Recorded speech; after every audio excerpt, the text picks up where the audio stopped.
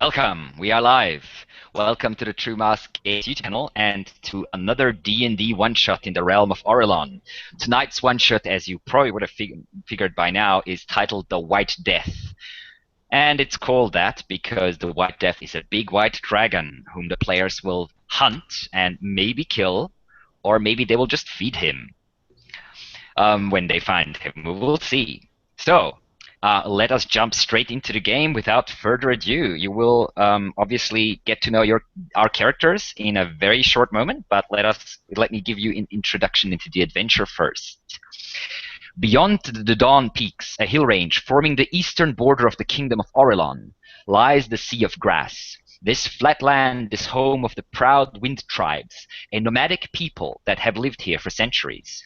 Now, calamity has befallen the tribes. In autumn, a terrible creature came upon them, the dragon only known as the White Death.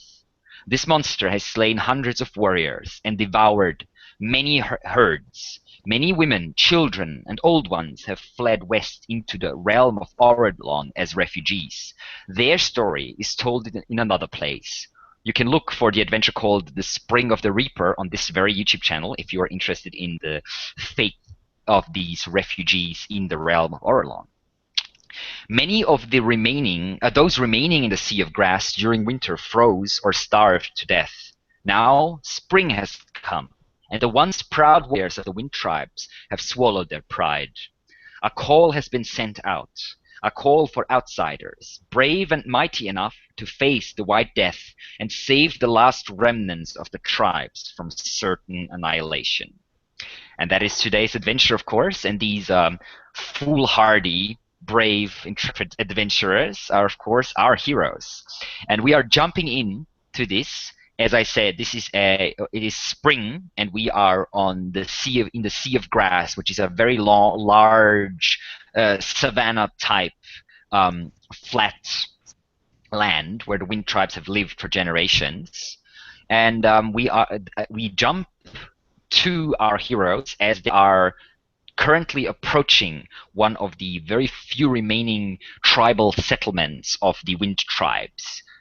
Here they have come to report to a man called Yondora, who is the chieftain of the Long Spear tribe of the Wind Tribes. He is the one who promised the reward slaying this dragon.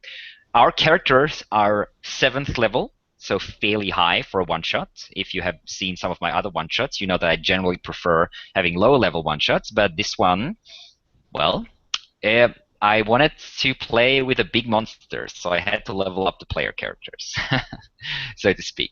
Anyway, we'll have one Robert, in fact, player who is playing a homebrew class of mine, the Infernal Vessel. You will hopefully get to see the Infernal Vessel in action during this adventure. But basically what it is about is the Infernal Vessel is a little bit like a warlock in a way, that it is a creature or a human or halfling or whatever who has summoned a demon or devil or other denizen of the lower realms into their own body.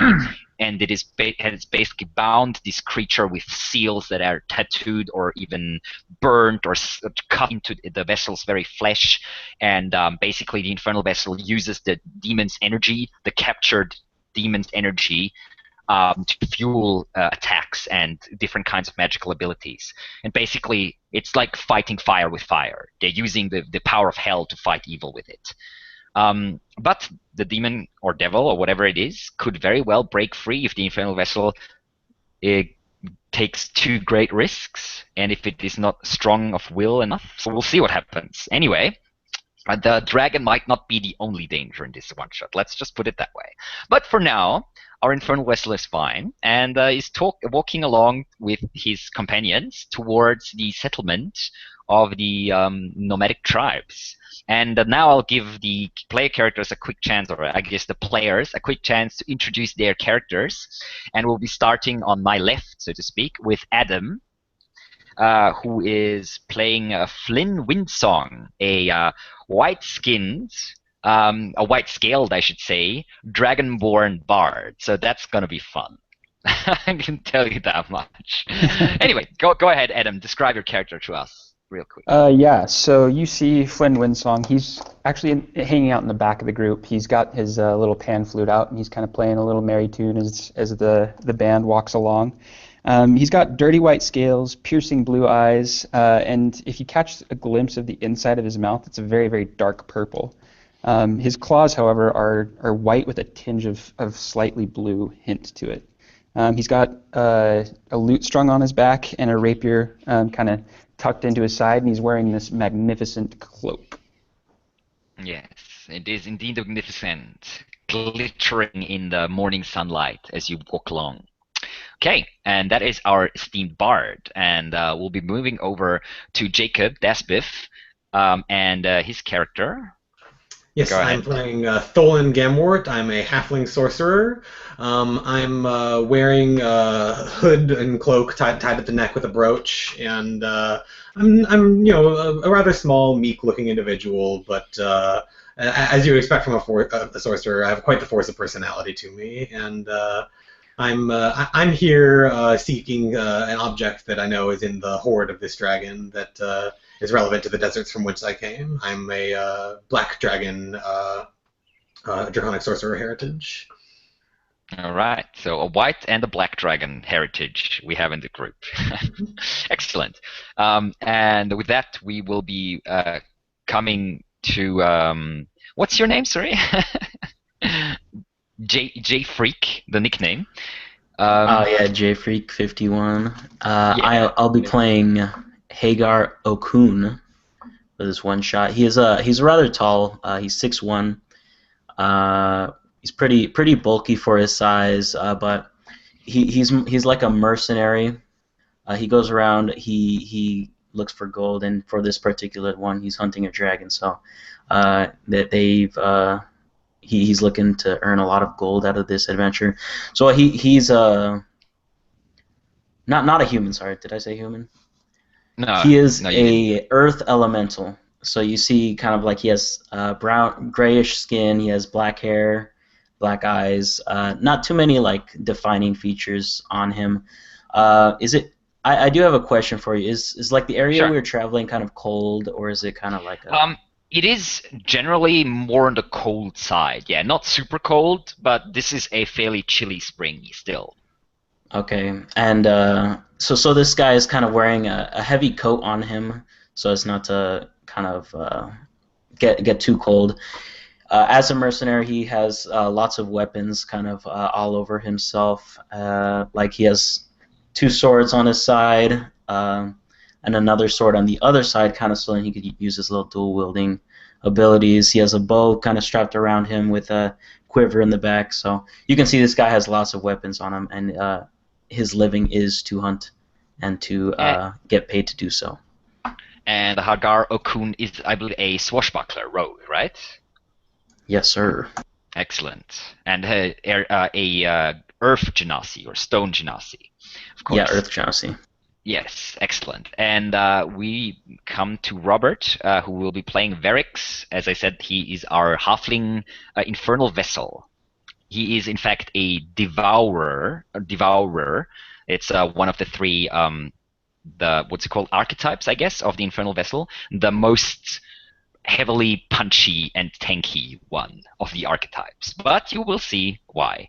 Go ahead, Robert, and introduce Verix to us. Walking within the group is a rather short halfling dressed in the blackest mithril armor anyone has ever seen. Strapped to his back is an equally dark great axe, and every once in a while it looks like blood is just dripping off the blades. And behind the group, maybe a body or two. No one knows why, because when he's around, they just appear out of nowhere for some reason. And when he actually looks at anyone in the face, one of his eyes is absolutely pitch black, and over his other eye is this strange, intricate-looking tattoo, which is one of many. Okay, Robert, you might want to switch your camera off. We are having a little bit of lag issues with your microphone. I think that might improve it. Excellent. Hopefully that will better the connection. Okay, excellent. And this is the group. This little halfling in the black half-plate mithril armor with a massive axe nearly as big as him on his back. Nice little exotic group, I guess. And yeah, so as I said, we'll be jumping in as you're approaching a camp. It's basically a village made of tents. The Wind tribes are nomadic tribes. They do not have settlements as such where they constantly are. They do not build houses. They do not erect walls and all that stuff. Everything they have is in tents. This settlement has maybe about 50 or 60 tents, is surrounding a small hill, and on top of the hill are 3 larger tents. One of them way larger than the others, and the other 2 next to it slightly smaller than this main tent. The main tent itself is red in color, like dried blood, basically a brownish red. One of them is an even brighter red, and the third one is a gray tent. The other tent is sort of brown, mostly made of animal hide, without any real decoration as such. You can see as you approach, there are a lot of animals. There's small horses, there's goats, there's a few sheep, there's chickens running around. You do, however, also see that there's very little women and children here. Most of the people inhabiting this camp seem to be warriors, and a lot of them look like they've seen better days. About 5 or 6 warriors or so are staring at you as you approach the camp. They're dressed in fur armor, clutching spears and short bows, and some short swords and scimitars here and there. But you can see, as I said, they have seen better days. They are very thin and nearly gaunt. One of them looks like he's ready to topple over at the merest touch. These people have clearly been through a very difficult type of winter in the last couple months. Probably haven't had enough to eat, it is your guess. But still, their pride doesn't allow them to show too much weakness before you. So as you approach, they stand straight. Their hands are holding their weapons mostly unwavering, and with sheer force of will, they've forced themselves to remain calm and collected, showing some dignity in a way.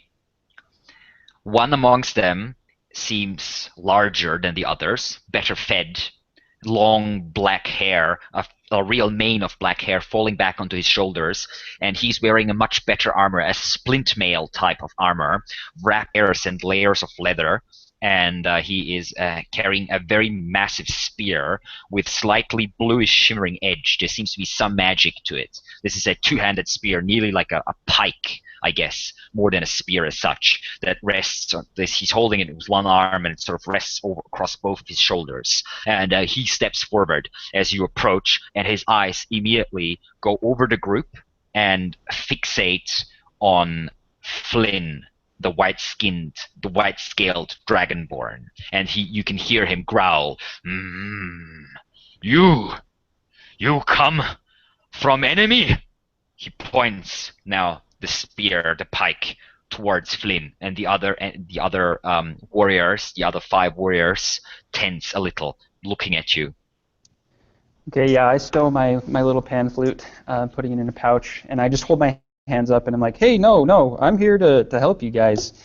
As far as I know, you guys have had a little bit of a problem with one of my older brothers.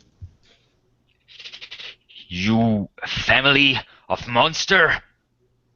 He takes one step closer, threateningly. He's quite a large guy. No, maybe not as large as he was a couple months ago, but still fairly large. Now, there's no need for that. You put out a call for aid, and we have come to answer it.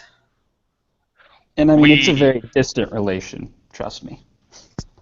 We not want his kind, he points with one hand at Flynn. I'm going to kind of step up just a little bit and pull out a sword, just like kind of unsheath a little bit.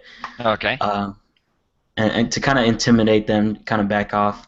We're not your enemy here. Okay. He looks at you and just gives a wordless growl. You want to challenge? Little man. Actually, you're not that little, but still slightly smaller than him, I guess. And he takes a step forward and now switches the tip of the spear, of the pike, facing towards you. Hagar. I'm going to use minor illusion to make just a small, just like corpse of a dragon. Just a tiny little like a Okay. corpse of a dragon on the ground in front of us. That is why we are here. He looks down. Ah, you, magic man.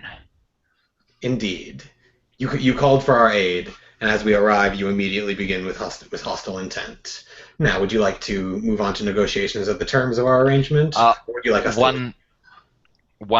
You can see from the top of the hill where the three larger tents are, a young man running your way. He has this dirtyish brownish black hair tied together in one long braid that falls all the way down to the back, the small of his back.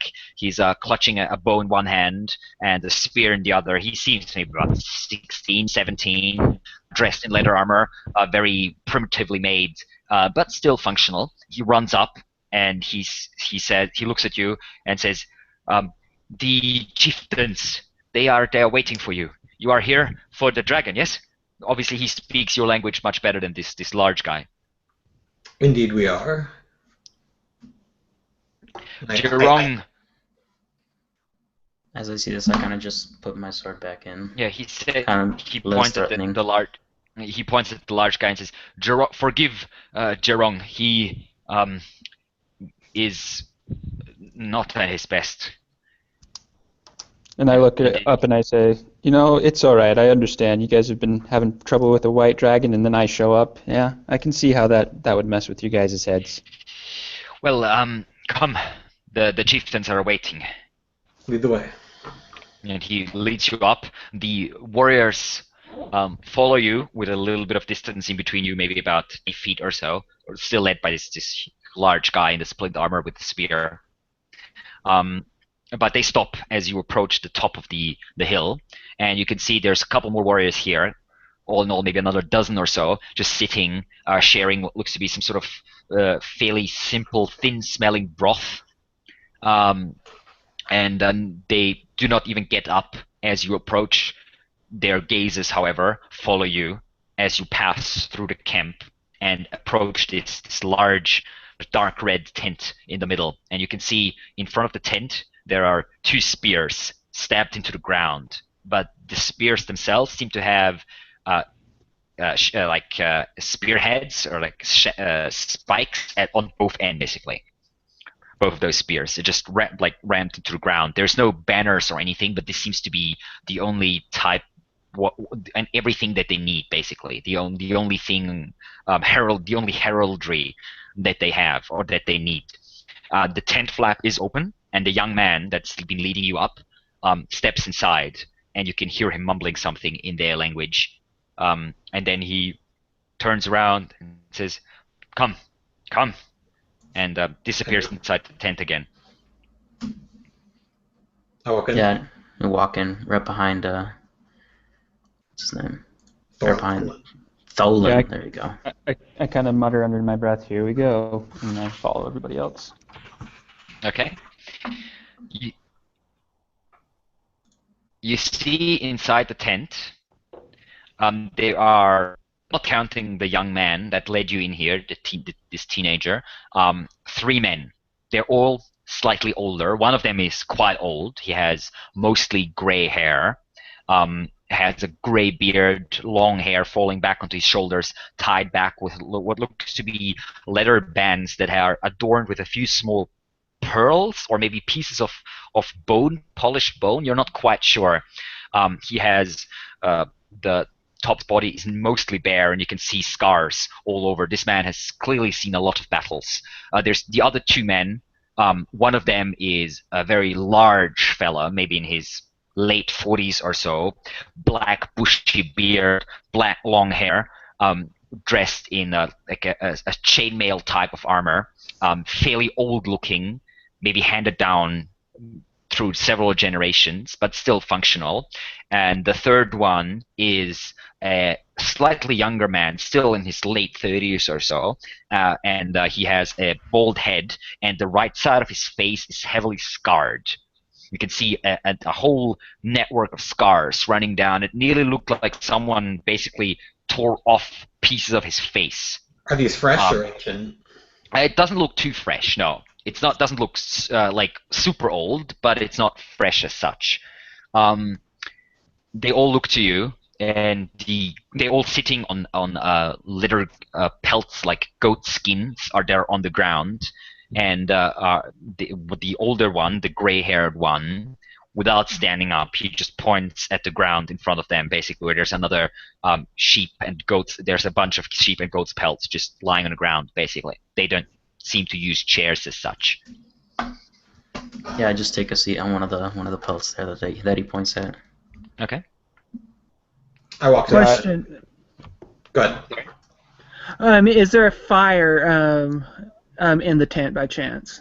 There is indeed a small fire just on one side of the tent, and there seems to be like a tea kettle or something, very simply furnished, hanging above it. It's not much bigger than a large candle, basically. Okay. As Varric sits down, he mutters something under his breath, and as he does so, the fire turns pitch black. Okay. The chieftains look over, then look over to you, but they don't seem to show too much a reaction. The youngster who led you in, however, looks at the fire and looks a little nervous all around the tent.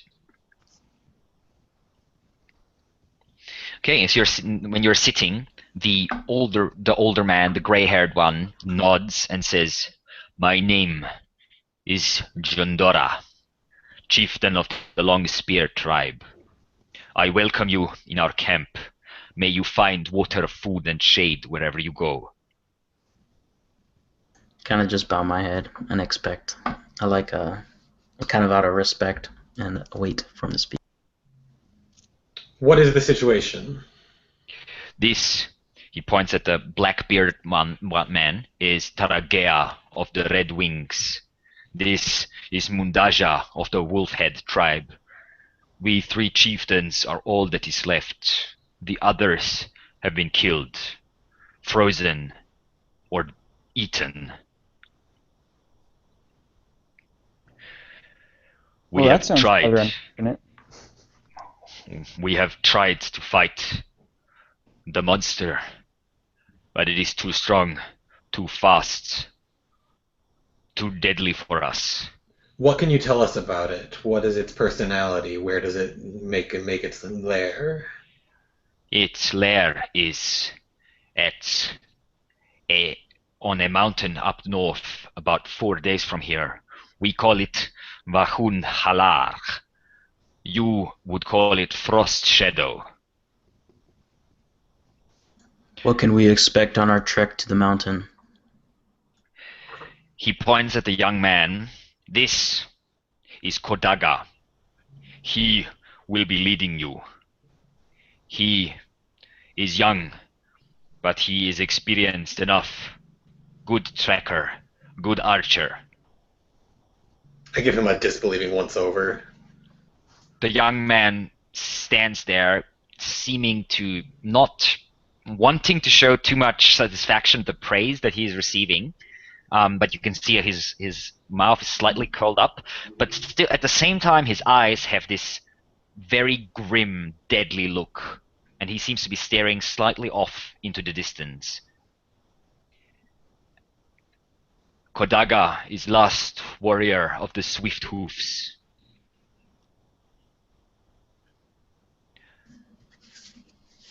All right. The rest has been killed by the White Death.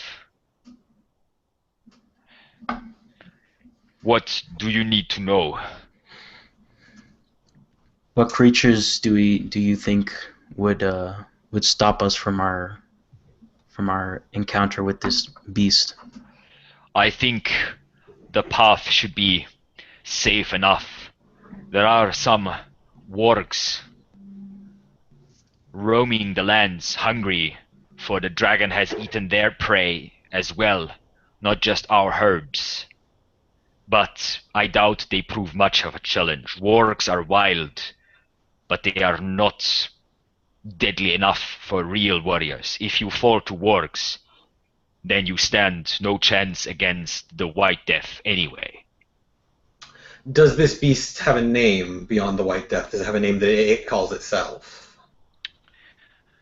Has it ever spoken He, with you? he looks at the other two chieftains and then shrugs, says, I have not heard it speak. I heard it laugh when it killed my warriors, but not speak.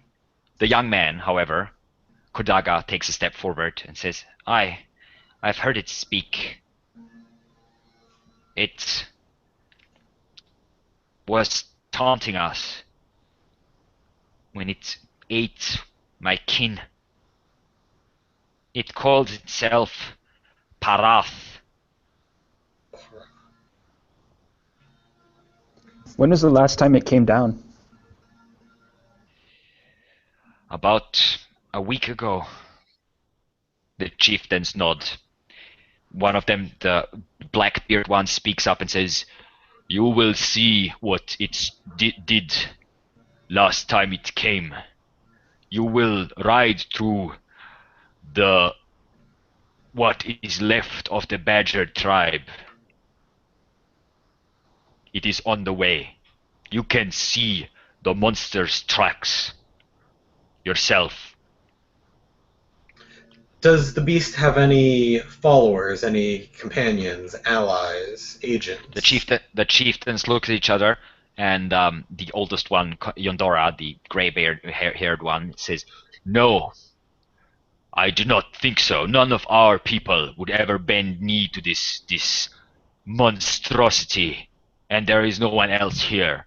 We have killed or driven away the other monsters a long time ago. They might come back now that we are weakened, but it will take months. We do not know of any servants or allies this creature might have. Has this creature lived here a while, or did he just move in and start raising the landscape? It came to us in autumn, about 5 months ago. We do not know where it came from. Maybe from the frozen tundra of the north. Maybe from the high mountains of the east. I do not know this. Well, final question from me. I am a mercenary by trade. What can I expect as a reward for the slaying of this beast? Of course. So you can see the chieftain with the heavily, hurt, the heavily scarred face. One of his side of his lips doesn't move very well. The other one twists into a grimace of disgust, but he grabs a large leather sack that has been standing behind him and pours it out in front of your feet with a quick, abrupt movement. You can see gold and silver pouring out, not coins, but amulets, small statues, pieces of weapons, a few gems here and there.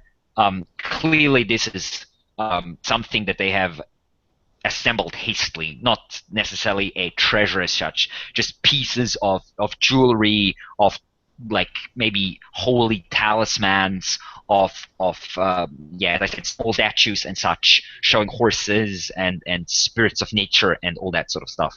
But it is worth quite a bit. Your discerning eye would say that there's at least a couple thousand gold lying in front of your feet. As it's by my feet, I kind of pick one up to see kind of the legitimacy, if it looks real and stuff like that. It is fairly crudely made, but the gold looks real enough. It has a certain simple charm. Yeah, I just put it back into the pile. Fair enough. Yondora says, "This is yours, all of it, and more if need be. If you slay this creature, we have no need of it if our people die." Consider it done. And I kind of just stand up. Indeed. I kind of just start walking. I'm not sure if they have anything. I kind of bow down and I start walking out of the tent. Okay. Yeah, is there any other information you can provide us? I'll say to them. Sorry, what was that? I'll say to them, is there any other information you can provide to us that would help us with the journey to this creature or in combat with it? Well, It is deadly. It is fast. It can fly. It spews forth death. It can create walls of ice. Has anybody It, seen its lair? no, but there is an old, ancient cave, a bad place, once inhabited by an outlaw tribe many generations ago. The outlaw tribe was wiped out, but there is a lake there and a large cave on top of the mountain. That is where the lair is. Why do you call it a bad place? Evil spirits dwelt there in the past, and their lingering touch is still felt by our holy men.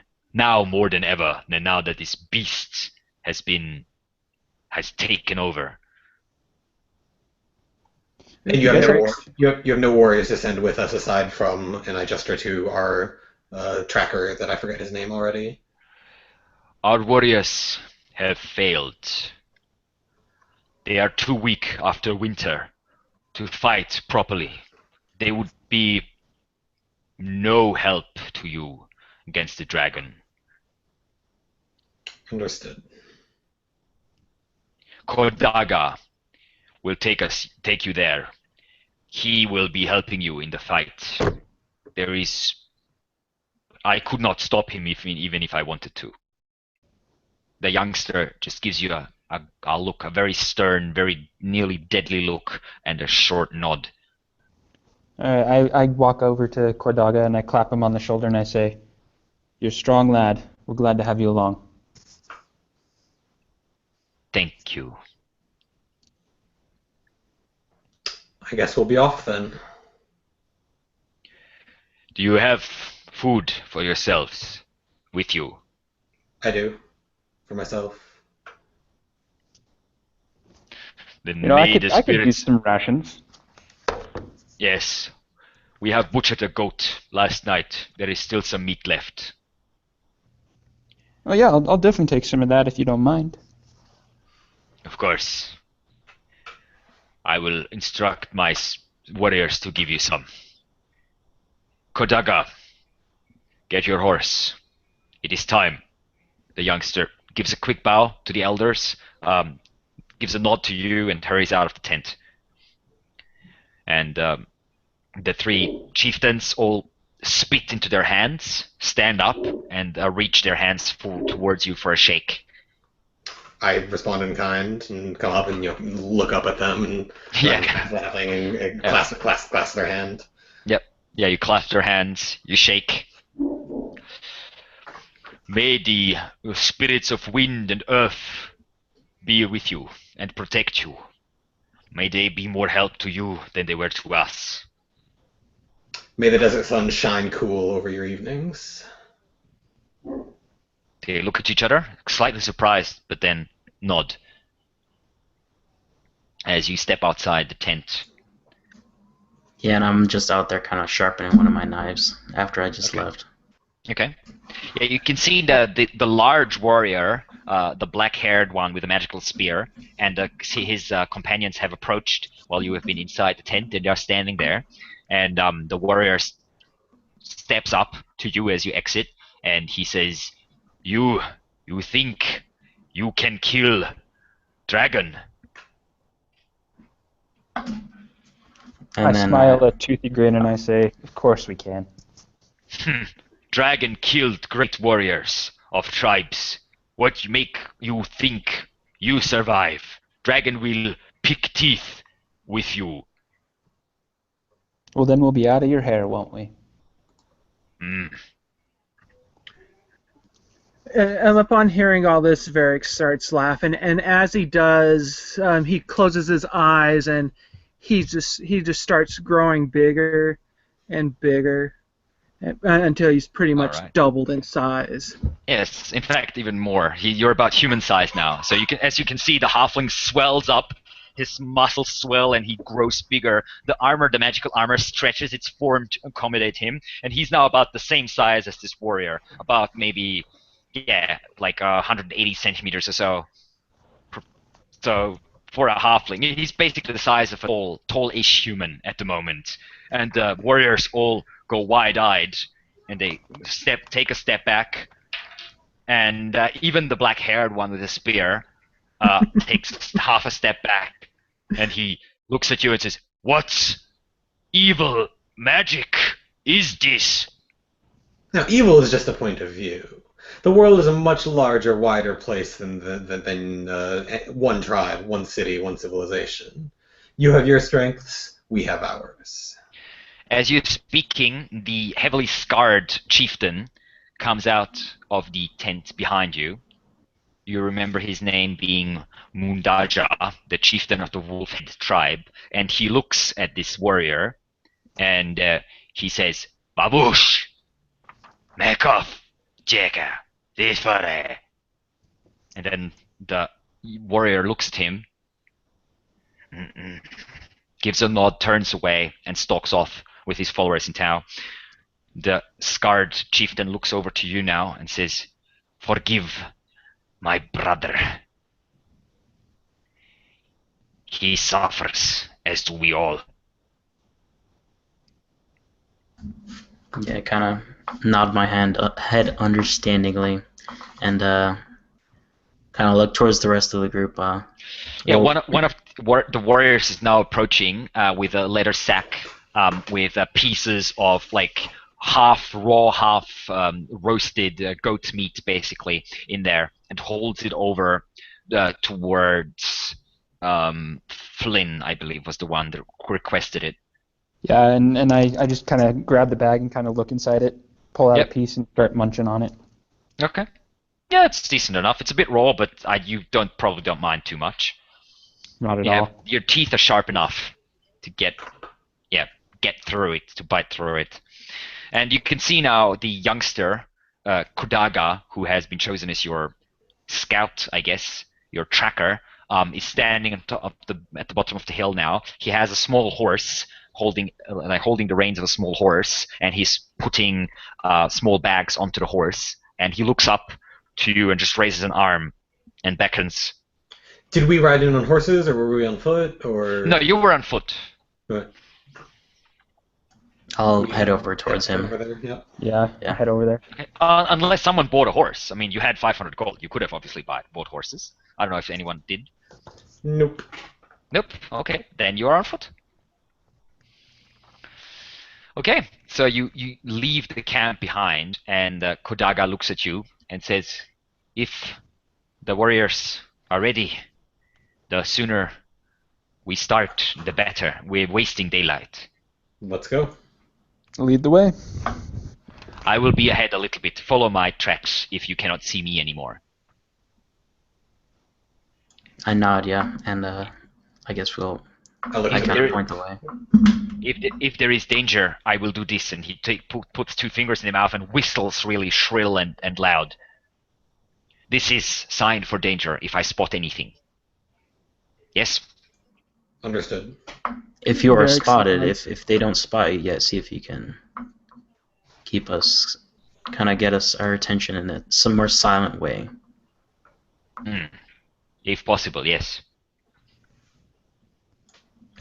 And And he jumps onto his small horse. The horses of the nomadic people are all much smaller than the horses you are used to. They're only about, maybe not half size, but minus, I'd say, at least about 30% or so smaller. They look very scrawny and quite enduring, however. They probably can survive with very little food from the looks of them, and are probably much better off-road, so to speak, than your average civilized horse.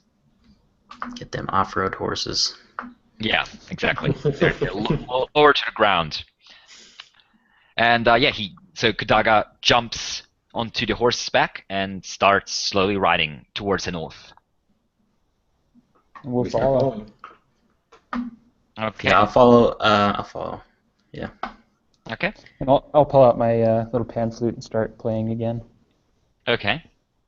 Yes, as soon as you leave the camp, the only sound you can hear is wind, and every now and then some sort of bird sound. There's quite a lot of crows and ravens in the air. You can see small flocks of them just circling the land, looking for meat. And the only thing else you hear is the pan flute that your companion Flynn is playing. That hollow, weird sound, carrying probably quite a bit, several hundred yards at least. You might not want to do that in future days' travel. While we're this far away, it's fine, but the music might attract unwanted attention. Oh yeah, no, I know. We're pretty civilized area right now. We're probably all right. For now. Well, yes, if you would call that civilized area, probably. But anyway, That's what I'd say. Yeah, if you call this a civilized area. And then we look over and I say, "You've seen what race I am, right?" I kind of just shrug. Yeah, this isn't civilized for me. Varric shakes his head and looks at his companions and says, "If you only knew the things I've seen, or what seems to be like civilized communities, that's when the worst of people can come out. Trust me, I know." and Varix has shrunk down in the meantime, by the way. After a minute or so of his Yep. swollen up form, he has shrunk down. Okay. And you continue north, and you walk for most of the day without any incident. The weather is still fairly cool. There is a cold wind coming from the north, hitting your face. Not winter cold, definitely colder than it should be for spring. Anyway, then again, no one of you has ever been here in the grasslands, in the grass sea. So you do not really know how cold the spring weather is here. This might be unusual, or it might not be unusual. There is very little movement to be seen, even though you can see quite far because the land is flat and stretches away to the horizon. Very far to your left, on the very horizon, in fact, you can see the Dawn Peaks, the hill range that marks the border of the realm of Orelon, where you, or some of you, came from. The others might have come up from the south or over from the east, from the mysterious countries far east. But yeah, that's the only real landmark you can see. Trees are very rare. There's only one or two trees here and there. The biggest forest that you spot is about 5 or 6 trees standing next to each other, and that's pretty much for the whole day's journey. The grass itself is moving in the wind. You can very well see very soon why this is called the Sea of Grass, as the tall grass that it's at least about knee height, in places as high as your hip, is swaying in the wind in gentle waves as the wind just plays with it and curls it around. It looks like an ocean of dark green and yellow. Is there any difficulty following the tracks of our No. our guide? No, you can in fact still see him. He's only a couple hundred yards ahead. But he leaves behind fairly decent tracks. Like there's basically like a path through the grass, of trampled down grass that you can follow, where his horse has gone through. And Yeah, you guys so you see, as we're traveling, you see Flynn kind of pull out from his sack a large parchment that looks like a partially finished map, and he just kind of starts sketching in some of those mountains. All right. On his map. Yeah. Yeah, And as we're going along, I'm just looking around behind us. As we are leaving tracks, I want to make sure nothing is following those tracks other than us. All right. As far as you can see, there's nothing behind you.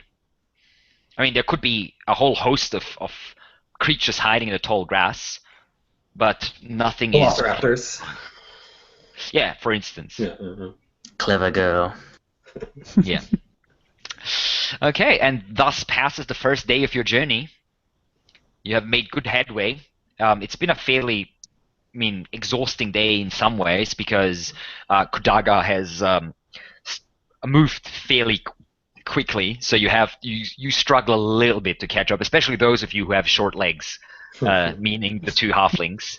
But still, you are fairly tough all in all. This is not your first day of walking in the wilderness on foot. But nonetheless, you feel a little sore in the evening and are happy to have a good night's sleep, basically.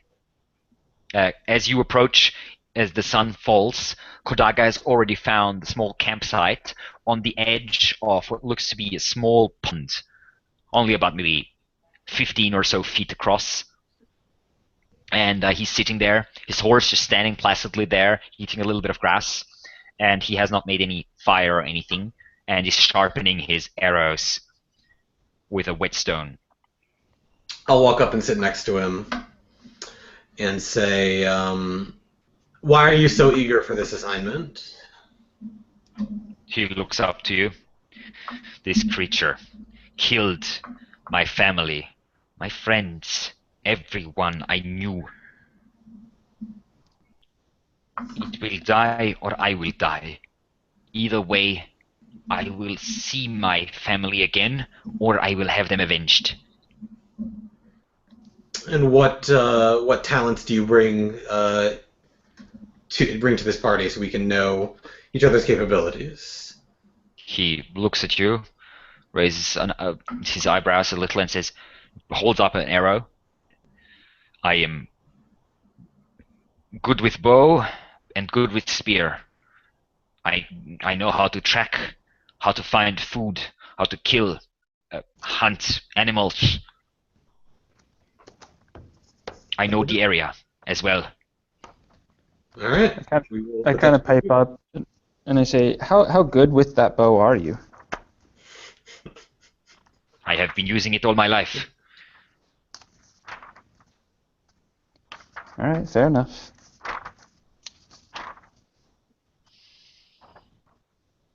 Maybe the spirits will grant me vengeance, or at least will grant me to see my family again. Maybe we will grant you vengeance. Well, yes, maybe you will. Don't. I kind of walk up to him. Don't be so reckless when you're going to fight this dragon. You may bring shame to your family if you do so. There is no shame in dying. Only if dying as a coward. I kind of just nod my head. I kind of disagree with him because, flaying is sometimes part of combat for like kind of my how I like to fight. So Sure. hearing him say this is kind of like, Yeah, okay. And he doesn't really look at you. He's just looking down and sort of absent-mindedly sharpening one arrow tip after the other. There's this slightly scraping sound that might probably grate on your nerves a little bit after a while as darkness falls around you.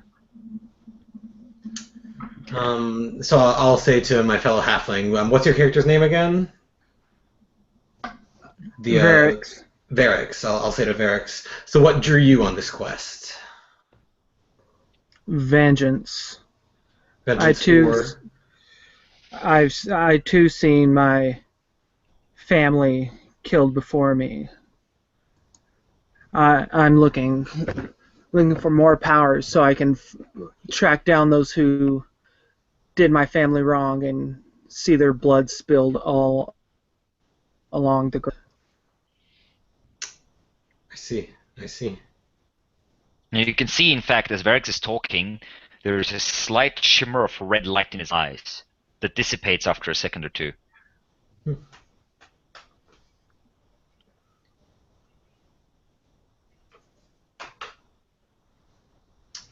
I guess we set up watch.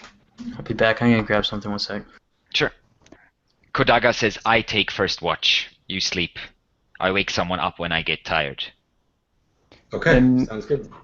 Flynn's over there. He's opened up his little bag of goat meat and he pulls out another chunk and starts munching on it. Okay. Okay, so I'll you take- sleep. And then he says, "Yeah, just wake me up. I'll take second watch." Will do. Yeah, you sleep, you take watches, but the night passes without any incidents. It is very quiet. You can only hear the wind rustling in the grass around you. That's the only sound. The sky is mostly clear. The wind coming from the north has pushed all the clouds down south. And there is a half-full moon shining down on you all through the night. And then obviously morning dawns, and the moon slowly disappears. It is a gray day. Even though there are not many clouds in the sky, it seems like the sun itself doesn't have its usual strength. I'm gonna ask Cordaga. So, Jondora said something about wargs. We going to encounter those today, or is that going to be farther on? They roam this area in small packs, 4, 5, 6 animals. They are hungry. The dragon has killed or driven away most of what they hunt. They might attack us. All right. Well, I'll stow my pan flute for today then. I kind of sigh in relief. Okay. You continue on.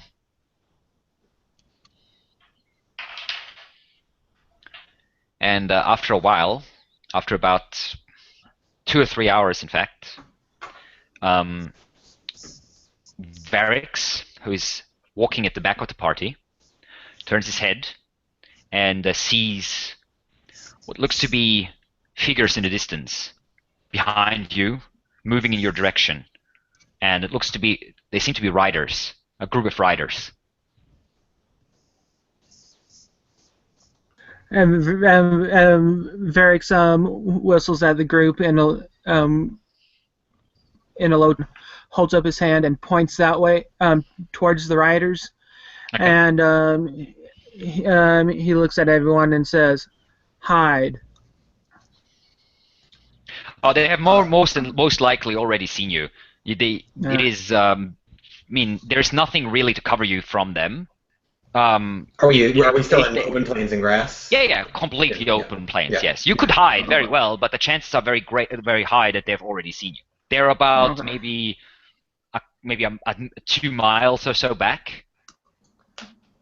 Is Cordaga within earshot? Yeah, he's about maybe 200 yards or so ahead. So you'd have to shout, but he would hear you. Yeah. I do that whistle thing that he told us about. Yeah. Okay, you whistle. He turns back towards you and comes back on his horse. Yeah, and I just point over there, and then We have company. Do you know these riders? Cannot say. Too far. Maybe coming from the camp to join us. It seemed like we were told there were no additional warriors available. There were none. It's true. That And is you true. guys shouldn't see- take, Just we to be shouldn't take our safe, chances here. yeah, I start pulling out my shield from behind underneath my cloak and strapping it onto my arm and pull my rapier out and get ready. Yeah, I just kind of unsheath just my pull back- longbow and I just have throw a- back my head and cross my arms and turn. They're approaching quickly on horseback. Not super quickly, but fairly quickly. Like they're not like full on galloping your way, but they're traveling faster than you, obviously. Well, double the speed or so. And I'm going to make a guess. Maybe it's those guys that confronted us. They didn't really like us. That would be like my first guess here. So They if did really I like ever me. make perception checks, maybe I'd want to keep that in mind. Sure. You can give me a perception check as you are trying to make out the details from the riders in the distance. And that will be an 11. It's a 12. I did get the luck stone. With the luck stone, that's right. A 12. You can make out that there's about 10 or so riders, and they definitely look like tribal warriors, like the ones you've seen in the camp. But you cannot make any out any specific faces or anything at this distance. Okay, I'm I going. mean, it's not possible for us to hide or get out of, get into terrain where we can hide from them because we're far away from any forest or mountains or anything. Yeah, right? exactly. There's only, you can hide. There's tall grass all over you. You can just crouch down somewhere. But from the looks of it, they've already seen you, so they would probably find. You could try sneaking away, but they're on horseback. Right now. There's no real cover as such. Yeah, I say we just kind of turn and address them. Yep, we'll turn and address them. I'll be hiding off, kind of like in the grass. As everybody's going to address them, I'm gonna see if I can kind of seclude myself from the group so as to not make myself like the target or something like that. Sure. Give me. You want to actually hide or just move a little to the side? It's more of a hiding thing, yeah. So, Okay. Yeah. Sure. Give me a stealth check. 21. Yep. You are 22. gone. Yeah, 22. Yeah, sorry, with this luck stone. Yes. Yeah, Yeah, I you are still just didn't know how to gone. add it there. Yeah, you move a little to the side, about 10, 15 feet or so, and then crouch down, and then move off all the way crouching, covered by the grass. And as you're doing this, Kudaga, who's still looking the distance, says, "Ah, it is Jerong with his men." So And was then that I right? look towards. Is that the guy that confronted us from in front? You Of have not learned his name. Oh, okay. The chieftain said like stand down or something like that. Was that the same name? He in fact spoke in the tribal language, so you're not Okay, sure so I don't know. exactly.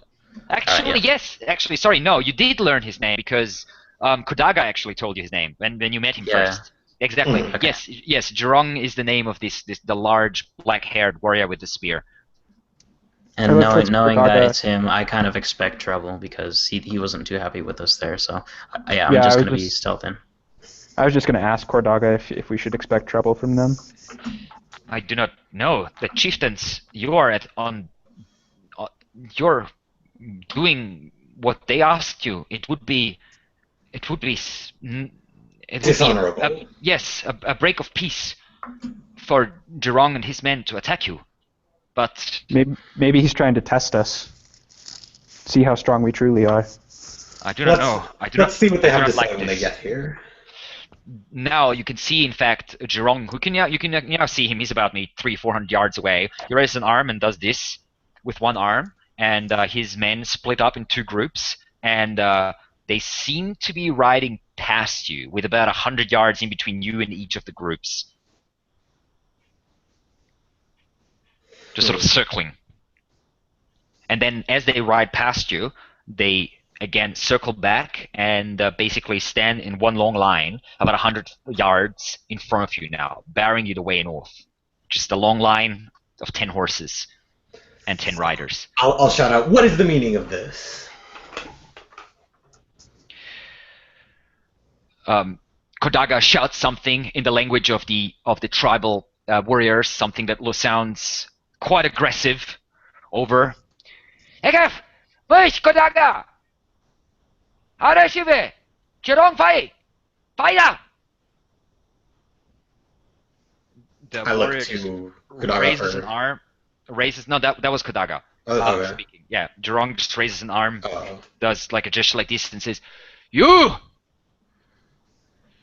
cannot kill dragon!" He shouts it over the whole distance. And while I'm stealthing to the side, I do have an arrow notched at one of the guys on the side. So not mainly him, one of the ones on the side. Yeah. And can I do like a little hold action in case they attack? I'm going to release the arrow. Sure. Yeah, you just sort of crouch in the grass, drawing the arrow back. All right, so I've had enough of this guy. So I start walking forward and I say, you know what? We've been adventuring together for quite some time, and we've already killed 3 dragons. Give me a deception check with disadvantage. With disadvantage? Yes. All right, with disadvantage, 19. Okay. You can see some of the warriors. Most of them probably don't really understand everything that you're saying, but from the tone of your words, they seem slightly uncertain what's going on or what's going to happen. You can see them exchanging glances, and you realize now that you're a bit closer that these people, except for maybe their leader, Jerome, do not seem to be quite sure what they're actually doing here. Jerome gives you a glance and says, "This dragon is large, big, deadly. You cannot kill. And If so you am I. attack, it kills you, and then it comes angry. It kills more of our people." And I too am large, strong, and deadly. I say as the 3-foot-tall halfling. Yeah. A couple of the warriors snicker slightly. We have capabilities far beyond what you're imagining. Yes, a dragon is powerful. It will be dangerous. We may not survive. But we have killed far more bandits like yourselves than you want to take. We are not outlaw. You are right now. You are against your leader's wishes, and that makes you outlaws. Give me a persuasion check. Persuasion. No, that's performance. Persuasion. That would be natural. Oh, I'm halfling, so that's a 21 because I get to re-roll the one. That Sorry. is Nice. cool. Yep. That's Yes, pretty good. yes, indeed. So 21.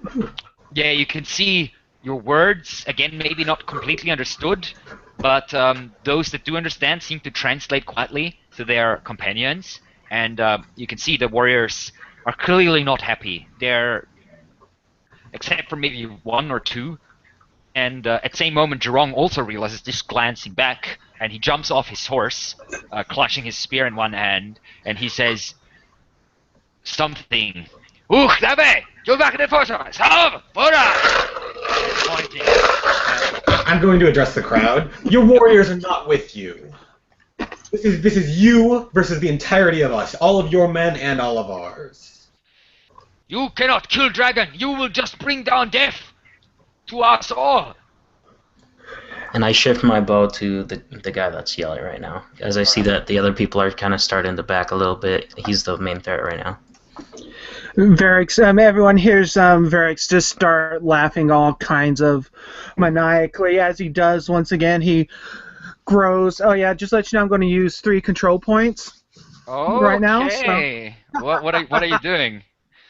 Let's see. Let me bring up the list real fast. Yep, you're using a field breaker ability. This does not sound good. Actually, 2 of them. Oh. First, as he uses hulking size ability, All right. he starts to grow 2 large demonic wings. So fiendish wings. All right. As you can see, Varix's armor shift on his back, and then 2 large leathery wings burst out with a bit of blood dripping down onto the ground, and they just stretch out, these 2 leathery wings, like a bat, basically, on his back, and just flap once. All the warriors are now looking wide-eyed, and even Jurong stops in his like in his tracks. He's been basically approaching Tholen, but he stops now, looking over at Varix. He looks at Jurong and says, "You're not the only one that's ever lost anyone. I've seen my family killed right in front of my very eyes. I had no power to stop the killers." And as he does, Hellas Visage. All right. Yes. So face twists into a demonic mask. Your eyes glare red. So that's a wisdom saving throw, right? From Jurong? Correct. Yep. And that's a 10, so that's a fail. Jurong looks at you, goes wide-eyed. His visage goes pale, and he takes a few stumbling steps backwards. The spear, now in trembling hands, nearly falls out of his grip. And in a deep, demonic-sounding voice, Varix says, "Go home. We'll take care of this now." Give me an intimidation check with advantage. Okay. Intimidation, that would be charisma. You can use strength if you prefer. Okay.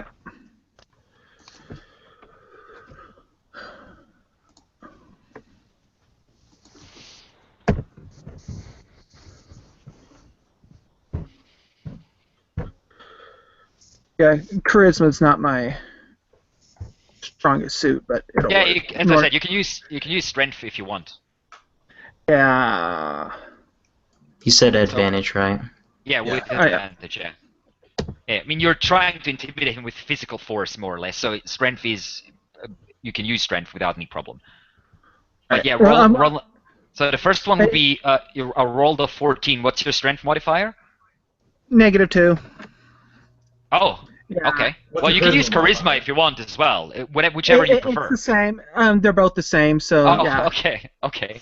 So that's a 12, and I rolled a natural 1. So Jurong is just trembling, and you could see a few tears dripping out of his eyes and just down his face, running down his face. And one of his men jumps down and takes him by the shoulder and pulls him back towards the horse, speaking to him quietly and gesturing wildly. Jurong nods a couple times and jumps onto his horse, and they all turn and ride away towards the west, and you can, several of them still glancing back, while the visage of Varix changes back into his normal face, and the wings also just disappear from his back, are pulled back into his back. Yeah. Everyone sees Varix on the ground, panting heavily because he hasn't in quite some time used his actual powers, so he is a little disoriented, so to speak. Yes, and you can also see Kodaga, who's just sitting there on his horse, wide-eyed, staring at Varix, who's now kneeling on the ground, basically panting, and slightly shaking, holding his with slightly shaking fingers. Yeah, and I kind of relaxed the bow, and I'm still unnerved. I haven't seen this either, so this is pretty strange to me as well. I haven't seen it, but I've seen strange things. Yes, well. Yeah, man. I see strange things, but not like that. After a few moments, Varric stands up with a obvious angry look on his face. He looks at everyone and says, "Let's get going." As we start moving forward again, I say to Cordaga, I spoke the truth. There are things far beyond the power that your tribe knows out in the world. We bring some of them with us. What is he? I shrug. You know, I just shrug and start walking. Okay. Okay, so yeah, Kodaga takes, after a few minutes that he basically takes to compose himself back and just calm himself down a little bit, he takes the lead again and continues leading you north. And you walk for most of the day, and as the afternoon slowly approaches the evening, Kodaga comes back to you, points into the distance, and you can see something in the grass. You're not quite sure. Shapes. Still a couple 100 yards ahead. And he says, this is Badger Tribe Camp. Hmm. And you can see some of the shapes are glittering in the sunlight, the little bit of sunlight that is left, as if they were made of glass. Yeah, I want to go investigate. Yeah. Are they bodies? Are they tents? Is it everything that's in the case of As you approach, you can see there's about maybe the remains of maybe about 20 tents or so. And there's also about maybe a dozen or so bodies. Some of them are still covered in pieces of ice. That the ground itself, as you step out on it, still feels cold and frozen in some places. It seems hard under your feet, very tough.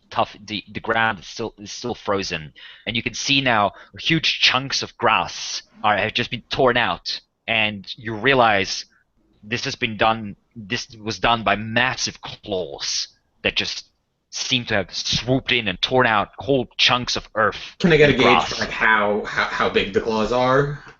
Very large. You would probably fit into into the hand itself quite comfortably. Okay. Quite comfortable, yeah. So I'll probably walk up to one of the bodies, and I know that's probably where the dragons caused this, but if there are any traces of like other animals or something like that have come by and rummaged through these bodies. Give me a survival check. And I want to inspect the bodies, looking for if there's any valuables on them, if there's any equipment that might be salvageable. Okay, sure. And Investigation. while he's doing that, I'm going to be distracting Cordaga so he doesn't Okay. see you defiling the corpses of his fallen comrades. Okay. So you don't find any tracks. It seems that this campsite has gone mostly undisturbed for however long it was here, destroyed, obviously. As Tolan is rummaging through everything, you don't find anything in particular. You find a couple of arrows. You find maybe a spear or two, and bits and pieces of armor torn apart, partially frozen, but that's pretty much it. These people seem to not have had much in the first, already before the dragon came, and if they had anything, it looks like the dragon took it. But yeah, the whole scenario is not a nice view. You can see the people that are still there are frozen in place. Their faces frozen the moment of death, basically. You can see a mother clutching her child, both frozen and like lying on the ground, and you can't even move their bodies properly, even if you wanted to. They're just completely stiff. You can see an older man with his arms sort of raised up, just lying back on the ground, half of his face still encased in ice. And you can see what remains of a warrior and a horse, both the horse and the warrior torn apart by one mighty swipe of a claw. I don't think there's anything to be learned here. We know the power of this beast already. Shall we continue on? Yeah, is it still like kind of daylight, or is Yeah, it you kind have of hard to about tell? there's about an hour of daylight or so left, so you can continue on for a bit if you wish to. Yeah, let's Okay. continue. We can probably it'd probably be like smarter if we stayed near the area just in case like this area's already been ravaged by the dragon, and maybe it wouldn't be like a spot that it would want to check again. I mean, there's Just a fresh meat thought. preserved here for it. I think we should keep moving. Okay. Okay. As Varric sees the lady and the small child frozen, everyone just sees him stop and starts staring at him. And as he does so, two blood-stained tears just starts falling down his face as he whispers, "Sarah." And then he quickly turns away and starts walking away from the scene. How many bodies total are there? About a dozen or so. All right, so There's clearly been more in the camp, judging by the number of tents, but either the people ran off or they were taken. okay, so at this point, I kind of hang my head a little bit, and I look towards everybody, and I softly say, "Would it be all right if I buried them?" I don't think we have the time for that right now. Maybe if once we defeat the dragon, maybe after. But yeah, Kodaga looks at you and says, "Bury is not necessary. They left this place. What you see is just old clothing." And I kind of nod, and I say, "All right." Let's continue on. Okay, you leave this place behind you and continue on northward. Kodaga again, a little ahead. And after about an hour or so, you settle down for the night. Kodaga again finding a fairly decent campsite with a little bit of water. This time a small stream just running past.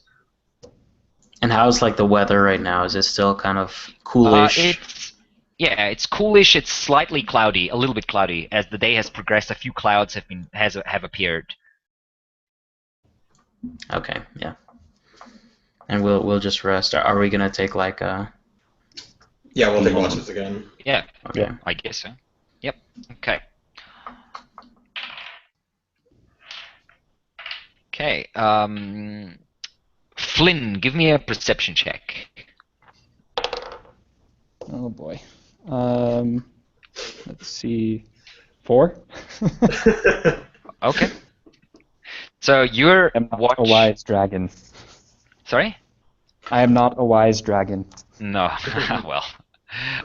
So Kodaga takes first watch as usual, and then wakes you up after about maybe 2 hours or so, and settles down to sleep himself. And I'm you're pretty sitting there. preoccupied munching on some of my goat meat. Yeah. Well, it will go off if you don't eat it quickly. So yeah, you're concentrating on finishing it, and not particularly looking around. There's no fire. There's plenty of moonlight for you to see at least about 15-20 feet. But you don't have the dark vision as a dragonborn, so you don't see much beyond that, basically. However, after about an hour of your watch or so, you can hear a fairly weird noise from your left, and you look over and you can see Kodaga's horse is just standing there, slightly shaking, its eyes rolling in his head a little bit, and just doing this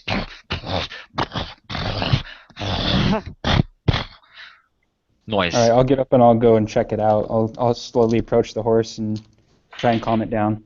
Okay. As you stand up and walk towards the horse, you can hear a slight rustle to your right. You turn around, and a black shape appears from the night air and jumps at you out of the tall grass. And you can just see the wide open mouth with sharp teeth, black fur, and the creature just jumps out. And I cry out,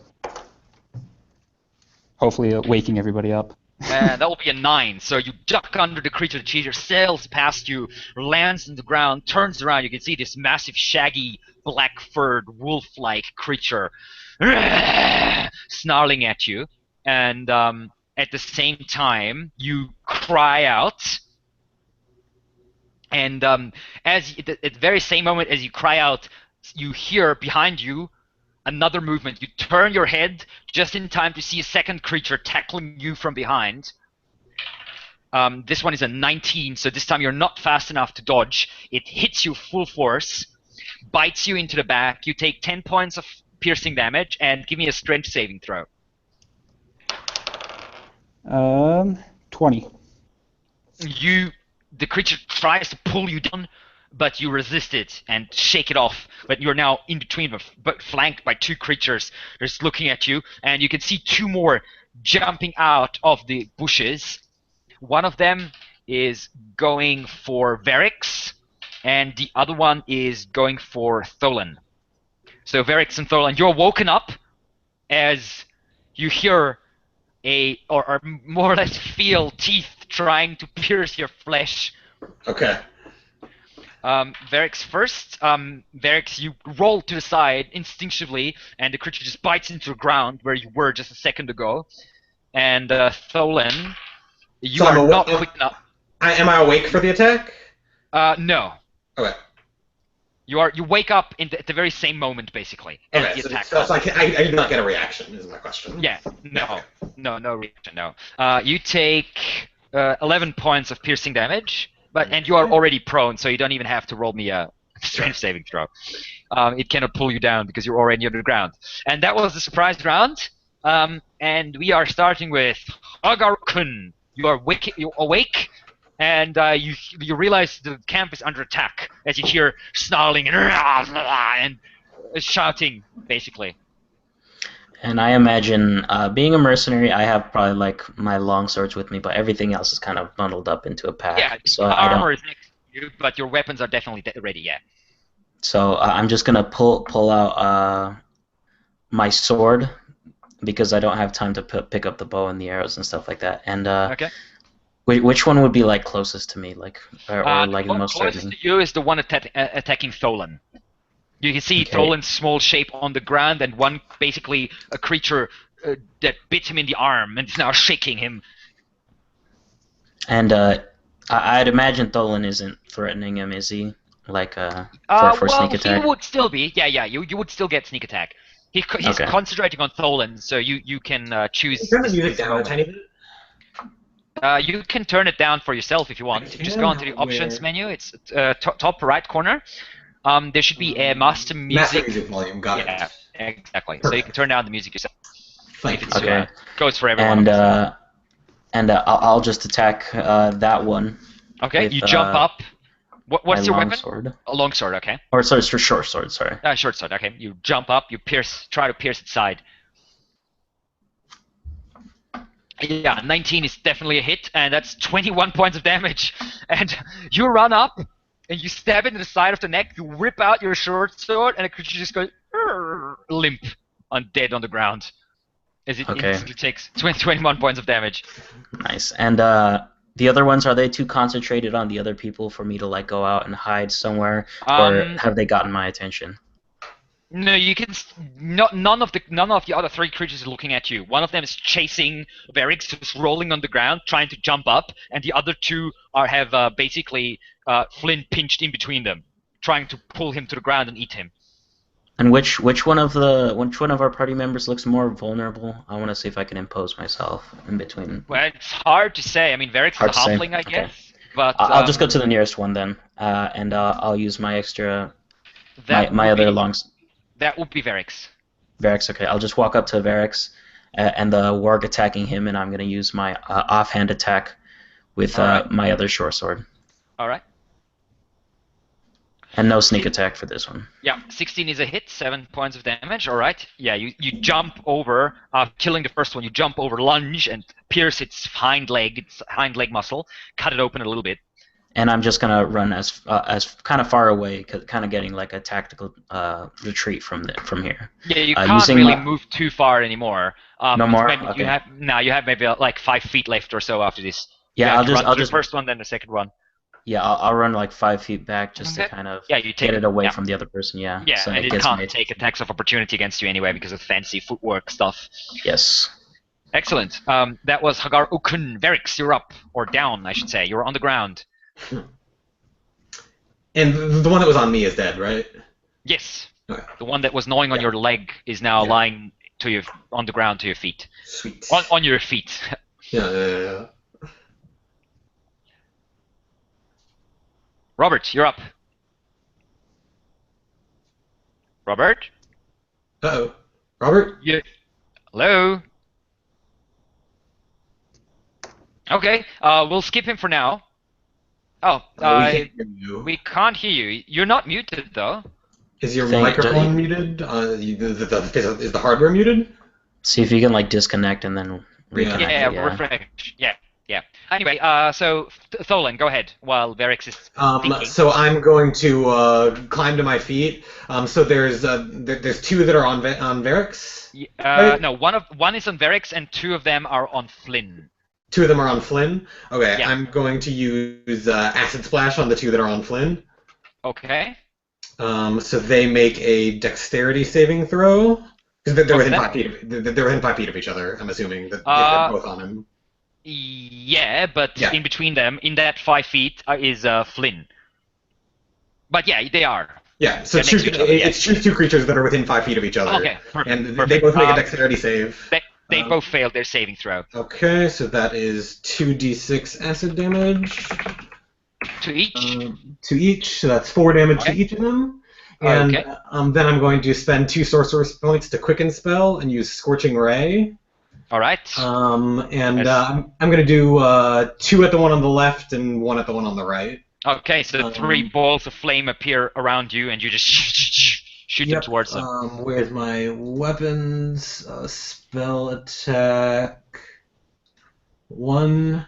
So a natural 1, which I reroll to a 12.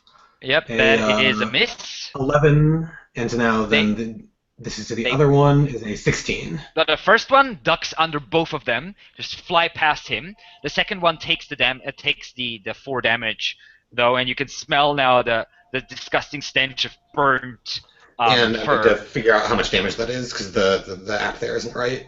I haven't set it up. Scorching Ray is 2d6 as well. Yeah. So that is 7. 7. Okay. And that is, I'll take a few steps back away from the fray. Okay. Sorry. Now Verix. Let's see if Robert can talk again. Can you hear me now? Yep. Perfect. We can. Hello. So Okay, go ahead. Perfect. Alrighty. You're prone on the ground, and there's one warg standing above you. Okay. How close is it? Is it within touching? Yes. Okay. Verix is going to use his level 1 spell, Inflict Wounds. Sorry, you're doing what? I didn't catch that. Using I think you said inflict wounds, right? Yeah. Oh, inflict wounds? Oh, okay. Yeah, you have a. So is that your level 1 spell that you took? Yeah. Okay, Infernal Magic, sure. That's a touch attack. Correct. Yep. Go ahead. Let's see. As you reach out for the warg, trying to grab one of its paws.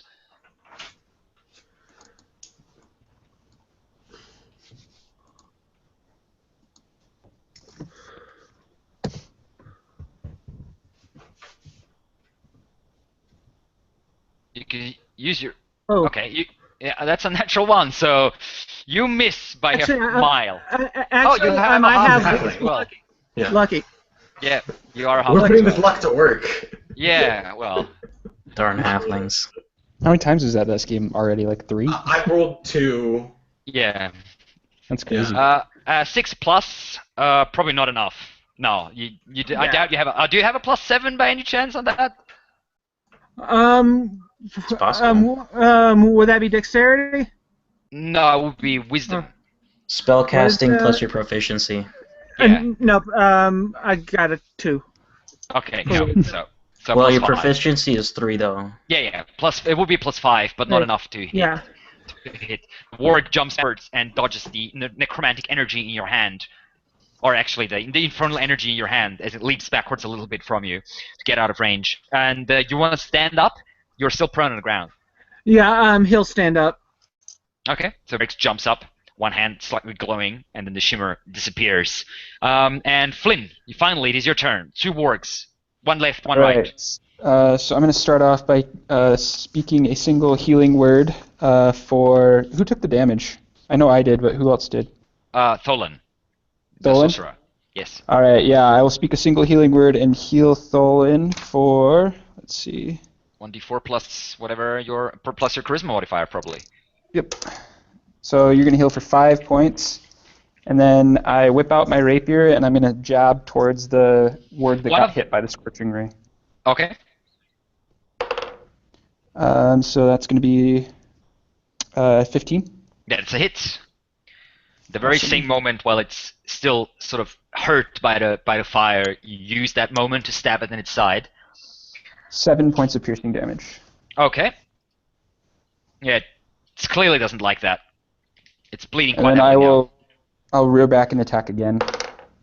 Oh yeah, you have two attacks because you're a Valor Bard, of course. Yes, but that's only going to be an 11.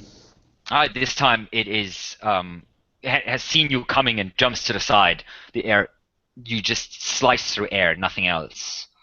Now we have Kodaga, who jumps up with his short bow and takes aim at the heavily wounded warg that Flynn has been attacking. Lets loose one arrow, and the second one. First one misses. The second one hits the beast in its side, and dealing 8 points of damage. This warg is looking very, very heavily injured now. Not far from death, and it's clearly ruining that they attacked you. And that was Kodaga's turn, which means that we are... no, the wargs, of course, now, finally. 3 of them left. One of them, the not so heavily wounded one, will jump up at Flynn again, trying to pull him down onto the ground one more time, but Flynn bashes him into the face with the haft of your rapier, and it retreats slightly. The other one will attack Varix. Also misses, however. And the third one, maddened by the pain, too mad to run, will also lunge at Flynn. And also misses. You are too swift for these creatures. And that is their turn. Hagar, you're up. So how many were left? 3. 2 standing, 3. one very heavily wounded one, and a not so heavily wounded one standing next to Flynn, and the second one attacking Varix, who's also within 10 feet of you now. Okay, so I'm gonna get into a position where I can do sneak attack, which means that like none of the other wargs has to be surrounding.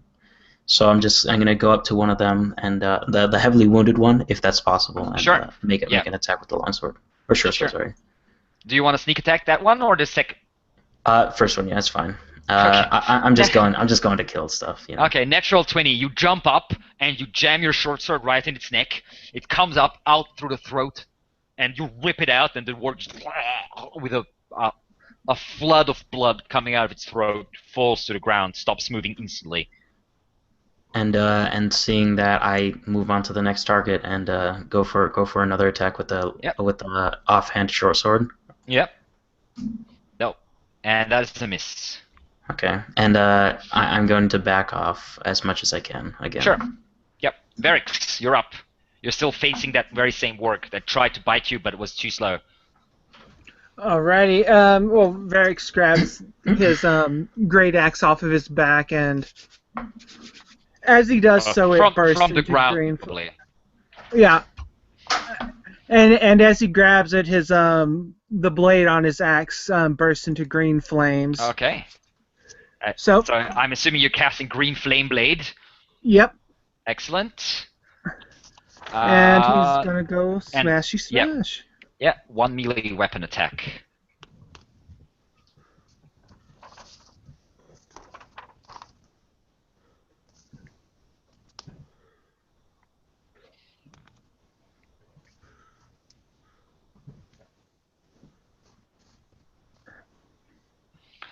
Misses. Oh no. Sorry. 8 plus something.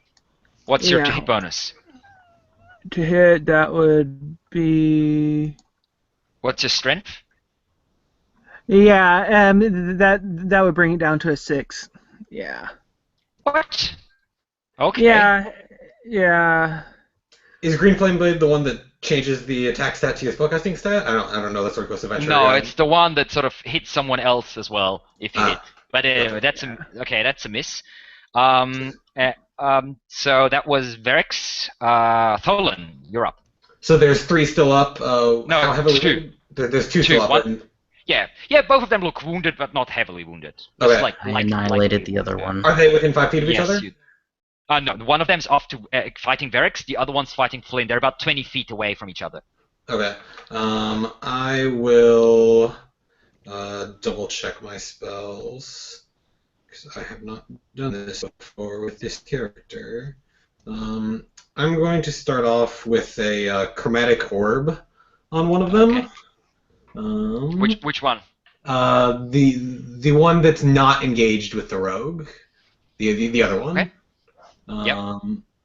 Weapons, spell attack. That is a 24 to hit. So that's the one that's facing Verix. Yeah, that is very much a hit. Yeah. I believe that is 3d8. Yeah. 3d8. I'll remember to use my draconic bonus this time. An additional bonus to my charisma. That is 21 damage. Wow. Nice. And that one is instantly dead as the chromatic orb just tears through it. And that I will sacrifice a first level spell slot to gain a sorcerer point. Okay. And that'll be me. All right. And Flynn. All The right, I'm last gonna orc turn- is now facing you. Yeah, I'm gonna turn and look towards it, and I'm gonna be like, "Oh, look at me! I'm a stupid warg trying to attack you when you're not paying attention." And I'm casting vicious mockery. Okay. So That's that's a wisdom save save. throw, I believe. Yeah. That's a 15. 19. Ah, That's dang. 19. The warg does not seem impressed by your Your mockery. mockery. Yeah. And I see that, and I kind of look a little bit upset that my insult didn't work. Okay. Kodaga will take 2 shots at the last remaining warg and miss both, in fact. Too dark Now for him. get a face full of warg. And the warg, let's see. The very last warg has better things to do than die here, 1 against 5, so he will turn and run, which means that both Flynn and Hagar can make an attack of opportunity. Take an attack of opportunity against it. It just dashes away into the night. I got a 17. That's a hit. 10 piercing damage. Okay. And Hagar also hits. You have already sneak attack this turn, right? So you cannot. You can sneak attack on a reaction. It's a reaction, yeah. So it's per turn, like each Oh, person's that's right. turn. So Yeah, if yeah, I yeah. attack, I see. yeah. I see. Okay, with a 26 points of damage, you just as the warg runs past you, you just slash open its throat as it runs, and it just runs for another maybe 10 feet or so, and then falls to the ground in a puddle of its own blood. And so much for the wargs, or whatever the proper plural is for the word warg. And Silent all? takes I the look camp around. again. I look around for any more and ask, is that all, seeming rather unconcerned by this attack? No reaction. The darkness does not answer. Alright, I'm going back to sleep. I'm just like immediately like, okay, that's done and over with. I put away my component pouch, and I just go and get into bed and start getting comfy again. Sure. I'm gonna look around and be like, "Who was on watch?" Who was on watch? I kind of expected this, but I didn't. Like, I'm kind of frustrated that the person on watch wasn't able to identify this quickly, you know? Well, I just say, points at Flynn. I believe that was the Dragonborn. No, I don't think you woke me up. I did. Well, and I turned to the rest of the party. I'm like, he didn't wake me up, guys. I don't know what to tell you. and I just kind of say, oh, I'll be on watch next time. I don't know if I can trust you next time with keeping Can watch. I please make a deception roll on that? Sure. 29. Clearly, this young warrior of the plains is ashamed to say that he's fallen asleep, and is trying to shift the blame onto poor innocent Flynn.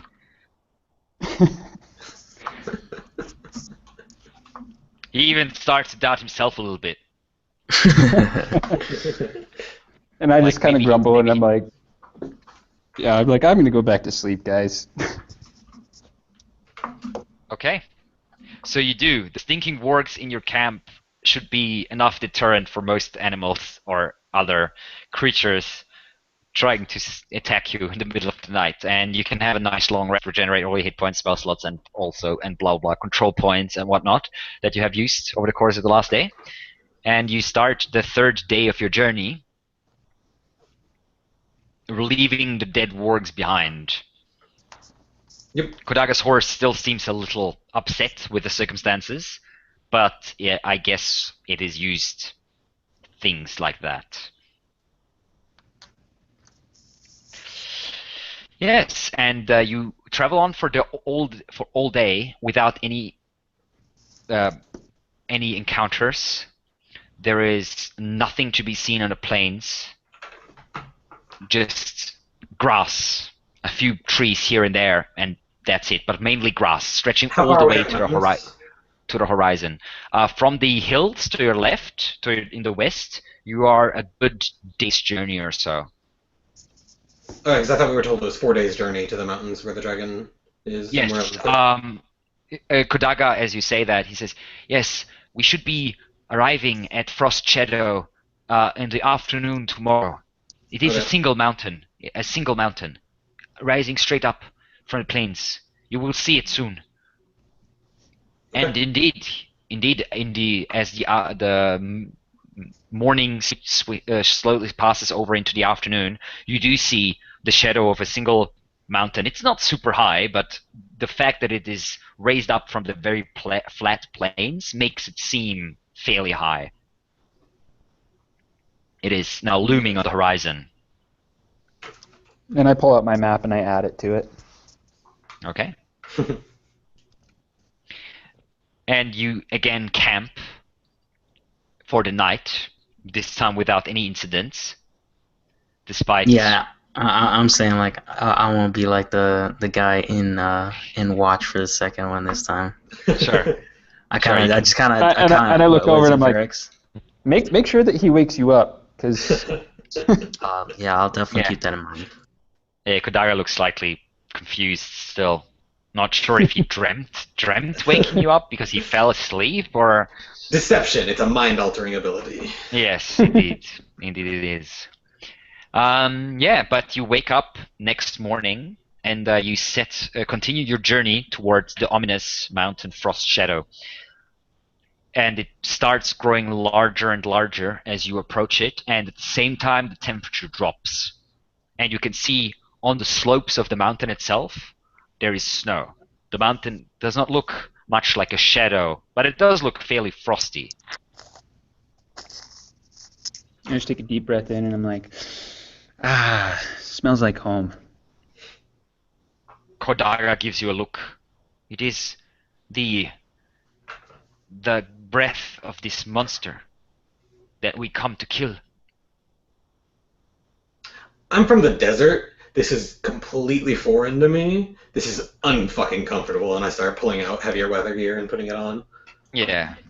I don't That's like true the enough. cold, and I've had my heavy kind of jacket on, kind of like furs and stuff like that. But like, yeah, I Okay. just keep that on because I hate the cold. Yes, well, most people do not like it much. Kodaga tries to show little reaction, but you can see that he is also not too keen to approach that mountain. Or he doesn't seem too keen to approach a mountain anyway. But you approach it, you do. As it grows larger and larger, and then around noontime, it looms above you. And you can see that its peak is covered in dark, heavy clouds. And its sides look fairly steep. From the looks of it, there is no real path leading up there. So I'm going to ask Cordaga, I'm going to be like, hey, so Yundora said there was a cave at this mountain? Yes, there is a lake at the top of the mountain, and a cave nearby. So Are there multiple entrances? I do not know. You don't know how to get up there? I have I never thought you were been supposed to be our guide. I have been here, but not up. We do not go up there. It is a bad place. Come on, let's not rag on this guy. We should probably scout out the area for the rest of the day, see where we could enter, and then go in tomorrow. We will have to climb first. I do not think there is an entrance down here. Dragonflies. Then climb we will.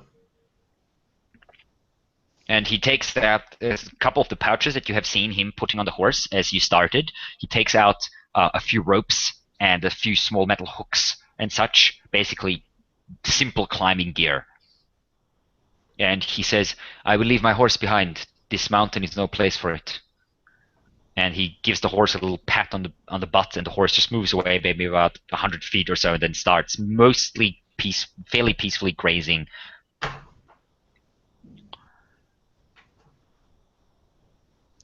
Kodaga looks at you and says, it should not take us more than a few hours to get up to the top.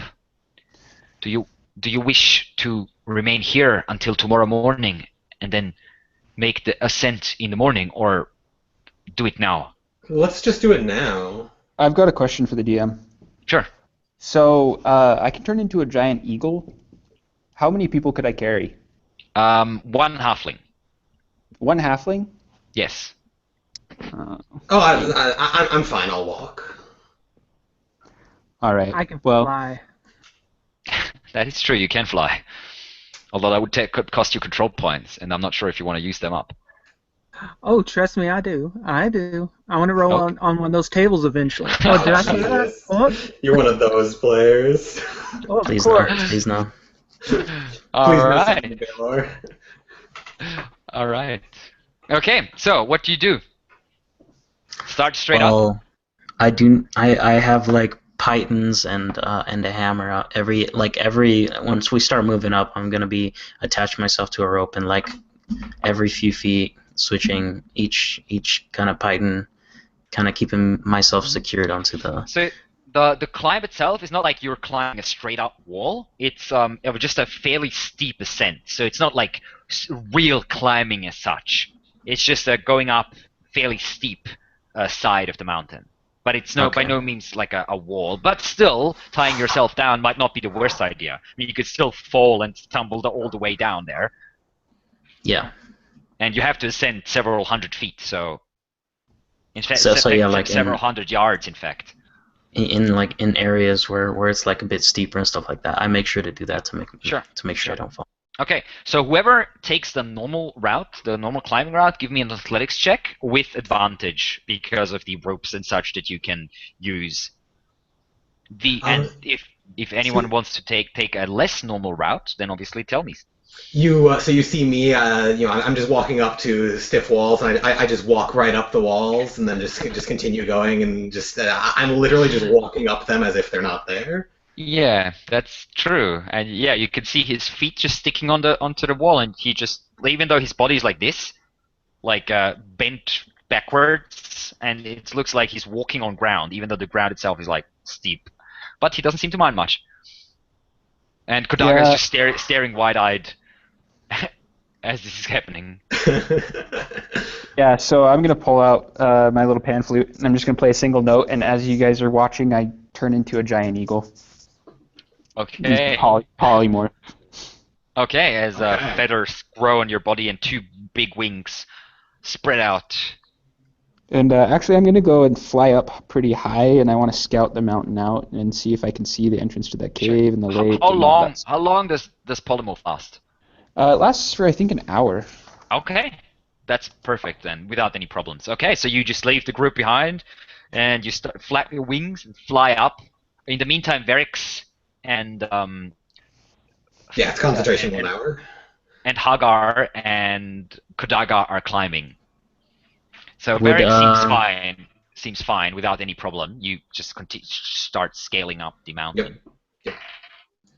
would any Kodaga, like acrobatics work at all, and like positioning my feet well, and like getting in certain not areas really. well? No, this is No? pretty much straight athletics.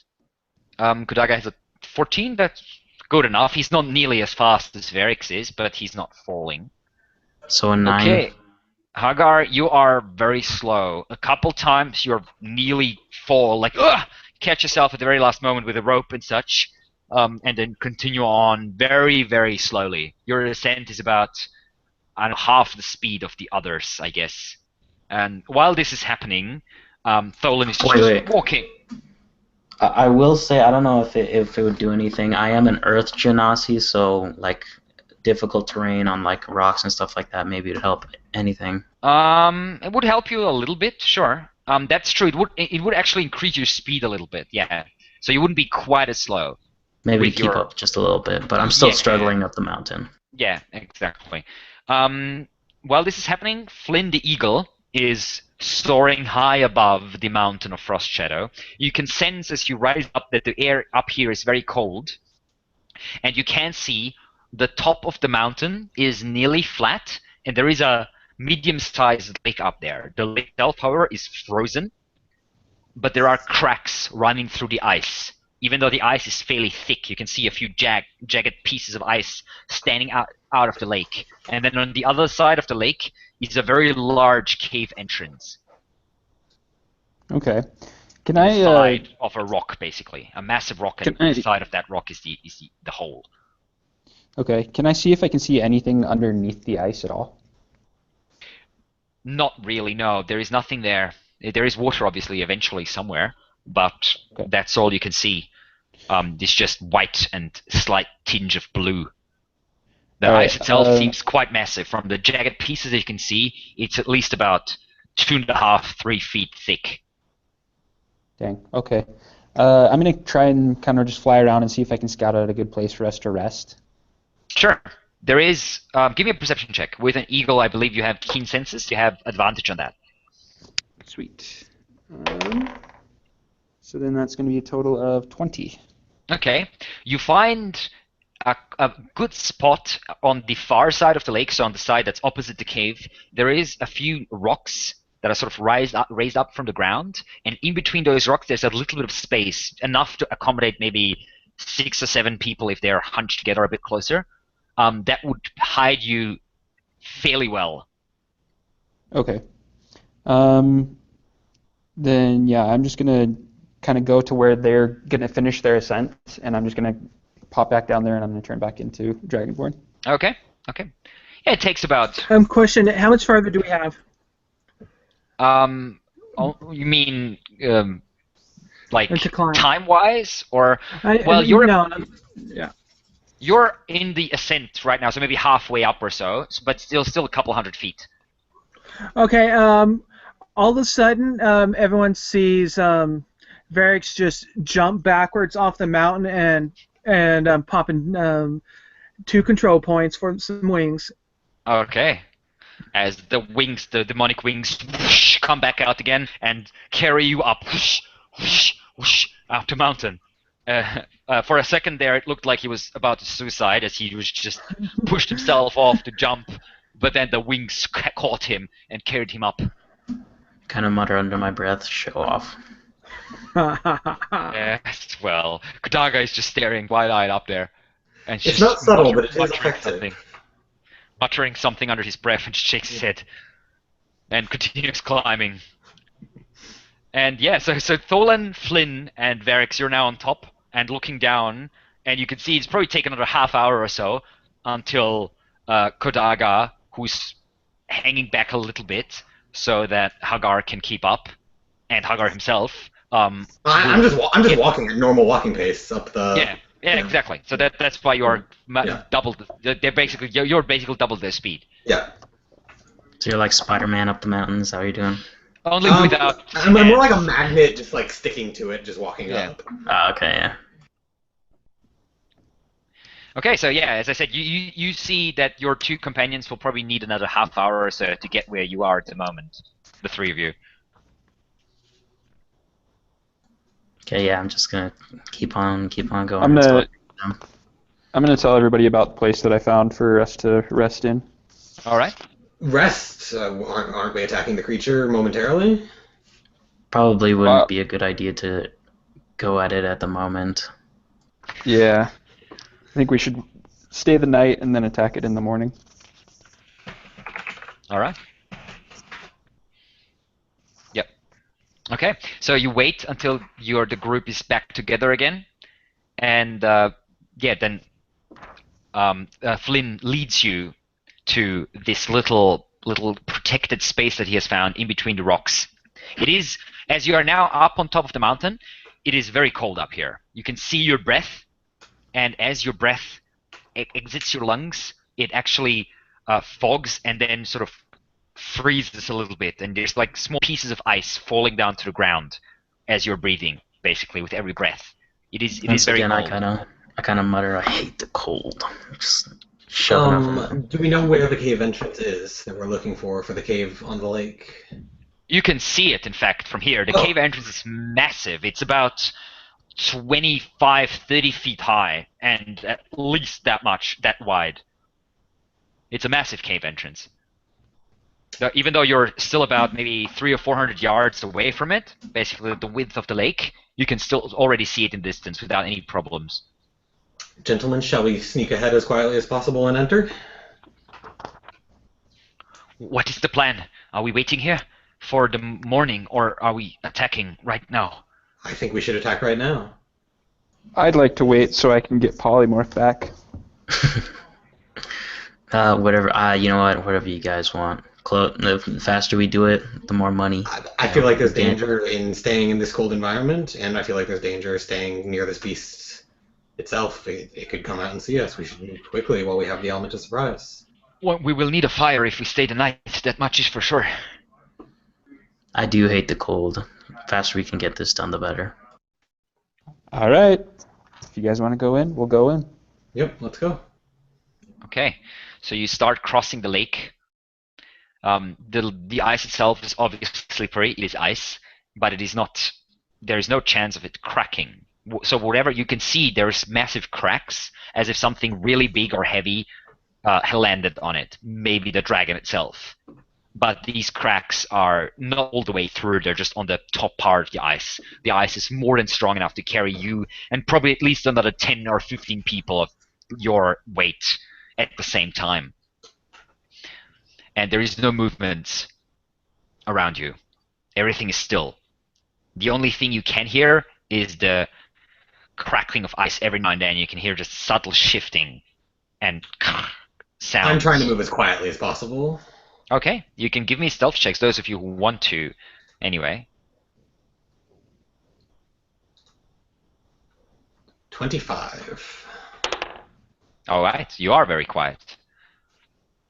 Big task. Did you say we're sneaking right now? Yeah, some of you want to sneak anyway, yeah. I'm going to use my merge with stone to use pass without a trace on all of us around, so then it kind of increases. If that's I'm gonna if you're able to be do a dick and say you can't do it because you're on ice, not stone. Yeah. There's no earth or stone anywhere close by. Makes sense. Okay, I'll just a straight stealth check then. Okay. Yeah, I'm trying to stealth too. I got a 9. So 15. Okay. So the only one who's fairly loud is your dragonborn, but one. Oh, actually, I haven't rolled for Kodaga yet. He has a 12, so he's not super stealthy, but he's stealthy enough. You manage to cross the lake without any incidents, despite Flint's less than quiet footsteps cracking on the ice Yeah, I'm actually kind of whistling a little bit to myself. Yes, it's a eerie sound. We're Shh. echoing off the ice. And yeah, you can now see you are at the other side of the lake, and the cave entrance is about 50 feet or so ahead of you. There is When we make a it, cold wind coming out of the cave entrance. Just a constant like sound. is there still ice around the area? Yeah, maybe. There is now ground, but it is Okay. snow covered. It does say Earth. Would that be any difference, or is it to have that? Now you can cast it. Yes. Okay, You're I no want to see longer if I can standing on cast. ice. There is a layer of snow in between you and the ground, but that's not stopping you from casting Okay, it. yeah, because I want to make sure when we get in here, we're not seen by this dragon, because we want to get the upper hand. So I will use that for the day. Okay. All right. It's You want plus us to 10 to our re-roll stealths. Yep. Plus 10 to all Do we your roll stealth new checks. stealths, or Excellent. should we just add 10 to our existing ones? No, you roll new ones. If you want to stealth through the cave. Yeah. So 15 again, so 25. Okay. Yeah, that's much better. I got a 26. 27. And 20. What's the dragon's passive perception? Let's see. It's really Ooh. high. It's probably It is something like really that too. it is really high. Yes. Okay. So Especially you since are- it's a white dragon. yes. So you are walking into the cave, and you can see it's a tunnel that goes down into the mountain. But at the same time, there's smaller tunnels shifting off, meandering off to the sides. But you can see, however, a lot of those tunnels, those smaller tunnels, are blocked by what looks to be walls of ice that have just grown over the entrances. So without basically bashing or burning over your way through, it looks like there's only one single tunnel leading diagonally into the darkness in front of you. Do we want to hack through into one of the side tunnels, or do we want to take the main one where there may be other traps or dangers? That would make a lot of noise and that would attract his attention. But maybe if we can. Let's continue slinking forward for now on this path. And I will have my bow out, and I have an arrow notched, ready for anything. Does anyone use a light source? I believe none of you has dark vision, in fact. Yeah, I'll light a torch. Actually, this is my first D&D group where no one has dark vision. That's awesome. Perfect. Okay. So you continue onward. So did you say you cast a light spell, or do you use a torch? Okay, torch. Okay. I want to see if I can be kind of ahead of the group. How far? Just like like enough to where I'm in like the dim light area, and see just a little. It's about 20 feet or so. Yeah. Sure. Yeah. Yep. You continue down to that tunnel in the flickering light. The light itself is actually big enough as you light the torch. It's stronger than you would have expected because it is reflected from nearly all the surfaces. And you realize this whole interior of the tunnel, even the stone walls and such, are covered in a very thin layer of ice. Some of them are covered in thick layers of ice, but everything's covered in at least a little bit of ice, and it just reflects the torchlight back and actually bounces it off the walls, and it's nearly as if the torchlight is going ahead of you, sort of showing you the way. It has this very weird effect. And obviously you can still see your breath as you're heading forward. Give me perception checks, everyone. My speciality. No, it's not bad. 15. Okay, 15. 9. Okay. So, looks Tholen is the one with the highest perception. 122. 122. Not bad. That's Bam. That's a good perception check.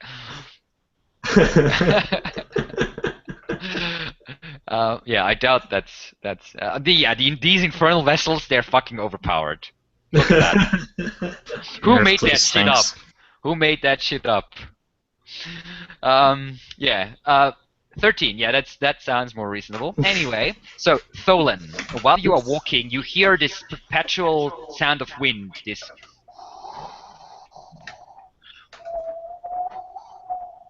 And after a while, you notice that the wind is changing pitch every now and then. It's nearly like there is a weird type of melody being played by the wind that is just screaming I'd like and to point this out to whistling the through these bard. caverns. I'd like to point this out to the bard and ask if these tones mean anything to him. Oh, I love that Uh, sound. I love that song. You stop for a moment. Flynn listens. It doesn't really mean anything to you, but you figure that this is definitely not natural. Okay. Can we tell a source or a location? Is it coming from like omnipresent, or is it coming from up leading down, or? No, it seems to be coming from down, leading up. So coming from the direction. Yeah, it's blowing into your faces, basically. Okay. Oh, that's right. We're heading down into a cave. My mind was thinking we were going up into a cave. You're Yeah. down. Yeah, the tunnel is leading ever so slightly down diagonally. Yeah. In fact, you walk for about 10 minutes or so, and then the tunnel seems to end in what looks to be a massive stone wall. Not stone, sorry, a massive ice wall, bearing what looks to be the entrance to a large cavern. Gentlemen, if anyone has any tricks of a quiet way to get through this. Yes, the torch reflects strongly against the stone wall, so the room itself you're in right now is quite well lit.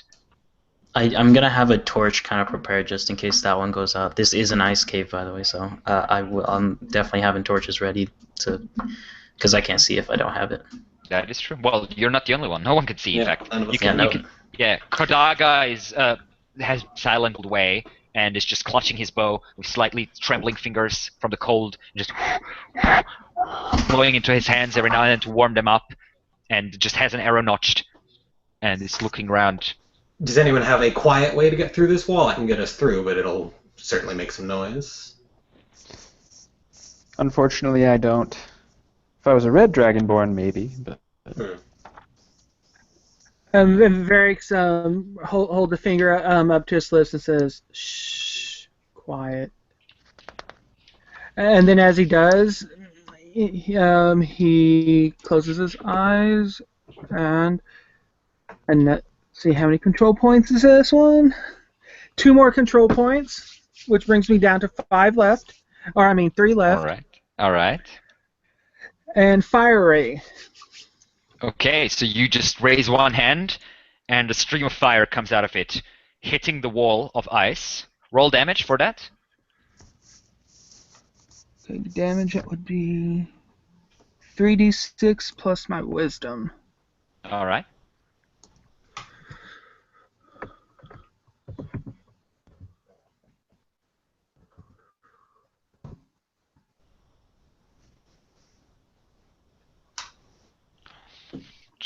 Okay, so the ice starts to melt, but it's not quite gone. However, the layer has thinned out to maybe not even a third its thickness. Obviously not the whole wall, because the wall is massive, but there is like a tunnel that's been burned into the ice wall now. I'll use Firebolt to continue the tunnel. You're using what, sorry? Firebolt. Firebolt, okay, yeah. So you just continue on, and you actually manage to melt a human-sized hole into the wall. Yeah. Has this been noisy at all, or is this kind of... Not really, no. It's been a little noisy. There's been like this steam, basically, as the ice is melting, but it wasn't super loud. And now there's a human-sized hole in the ice wall.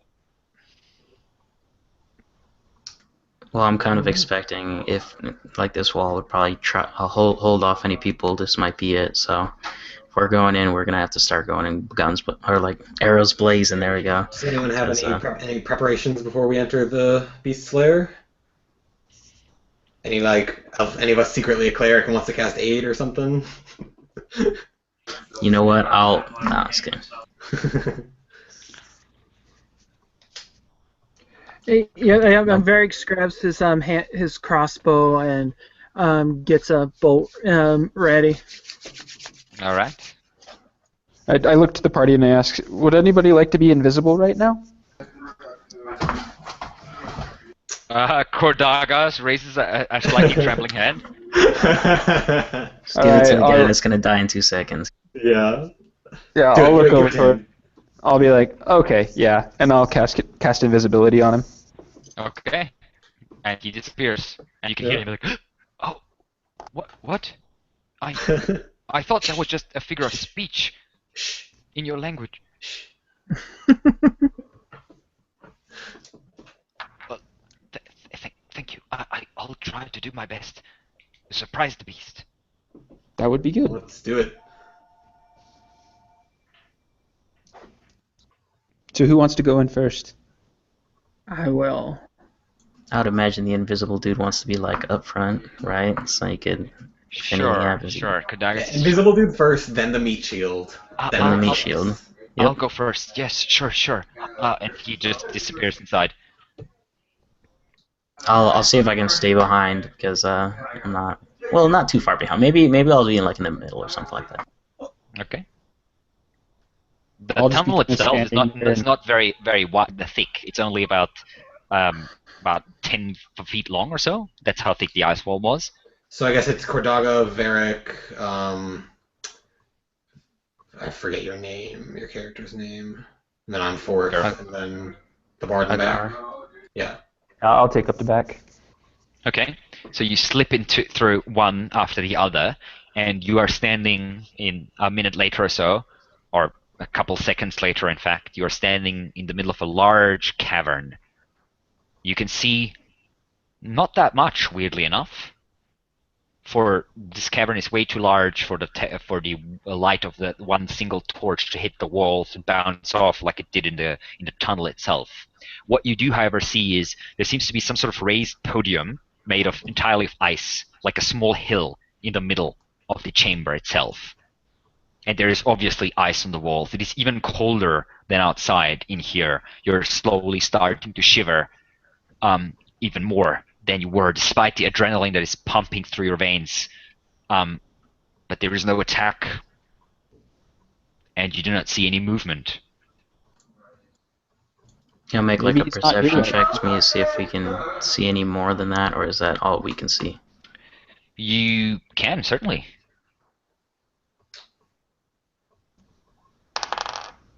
$23. Yes, your eyes pierce the darkness, and you pick up shapes here and there scattered all through this massive cavern. The room itself is about 100 feet or so wide, you'd say, and probably about 120 or so long. So pretty massive. Are there any I don't know if there's stalactites or stalagmites thrown from the ground or something like that? That would be able to kind of. There are, in fact, there is a whole ocean of them. Are they enough for movement, or? They're not everywhere, but there's quite a lot of them. There's hundreds of varying sizes, and they're not real stalagmites because they're made of they're ice. Yeah. Yes, icicles, basically large, massive icicles. You can see on the edge of your vision, up high, there's some coming, so stalactites, icicles from the cavernous ceiling hanging as well. You can also see the light of the torch picks up gold coins, silver, a small amulet, bracelet here and there. It seems to be there seems to be remains of, well, living beings, once living beings, just scattered all through. You see a hand, half frozen, lying on the ground. What looks to be a torso a bit further off. The remains of a horse, mostly eaten, just scattered around. This dragon clearly isn't the most orderly of all dragons. And I want to see if I can hide behind one of those things that you said there. Sure, certainly. As soon as you step inside the cavern closer, you can see a bluish shimmer of light coming from somewhere deep within, much further, 50, 60 feet away from you. And as this bluish I'd like to shimmer circle off to the left, or to the right, okay. as I enter. Okay. Just to not be in a nice clustered line. Yep. Okay. So, Hagar, give me a stealth check. As you're hiding amongst the icicles, the stalagmites. 24. 24, yes, with the luckstone. In fact, yes. Yeah, you are gone. Your companions just hear a couple footsteps and then nothing as you disappear in the darkness. And Okay. as you step forward, the blue glow intensifies, and you can see what looks to be an orb made of glass or maybe ice that sticks or stuck to one of the walls. It is fairly big, nearly human-sized, and that's where this blue shimmering light comes from that slowly starts illuminating with this cold, unpleasant light illuminating the whole cavern. And you can hear, you can't obviously see him because he's invisible, but you can hear Kodaga like breathing somewhere off to your left. That should be a 34, by the way, from Pass Without a Trace. Oh, that's right. Yes, yes. So yeah, there is no way anyone would be able to spot you at the moment. I vanished from Earth. And then a voice comes out from somewhere. It bounces off the ice, echoing through the cavern. You're not sure where it's coming from. It sounds strangely muffled, however. And the voice says, "Ah, the prey has come to me."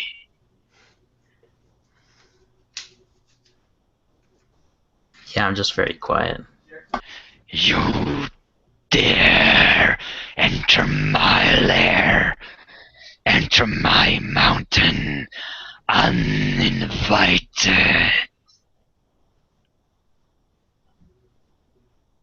I believe the invitation was extended most graciously, as you made multiple forays down into the territory of the lands below, and so now we are returning the gesture by paying you a visit in kind.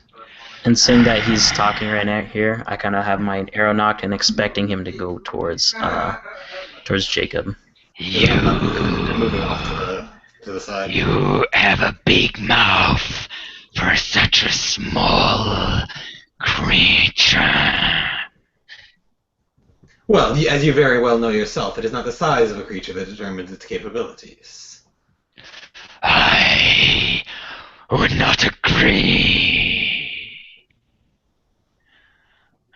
Well, a dragon's worst enemy is probably another dragon. Yeah?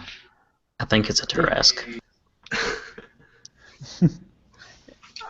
Yeah, as Varix is listening to the this disembodied voice, he just starts laughing and says, "Show yourself, dragon, unless you're too afraid." I'm trying to locate it as I'm moving. Yep. Give me perception checks. Both of you, in fact. Varix and Tholan both. As I am in there, can I also make a Gentleman's perception one. check? Or am I too busy kind of stopping around? You're more concentrating on stealthing. Yeah, that sounds... How far away is that orb from us? About 60 feet or 70 feet, sort on the other side of that podium. Yeah, Varix has no idea, and Tolan also has no idea. You're looking around, but the voice, as I said, echoes and bounces off the walls in weird ways, and you have no idea where it's coming from. But you cannot see the dragon. I mean, you would think you would be able to see it. The cavern is large, but it's not like, I don't know. It's not like I don't know. It's not. It's only about the ceiling is only about 50 or 60 feet high, and as I said, it's about 100 feet to 120 feet. So it's not like super big. The dragon should be very visible here. I'm going to pull out a second torch and light it and throw the first one just as far as I can. Okay. Just to get the light going. Yeah. And I'm gonna look around at my companions and say, Kordaga might not be the only one that's invisible. You, half-breed, have come to swear allegiance, I assume. And I'll look up and just around the cave and I'll be like, yeah, of course. Why don't you come out and we'll make a pact.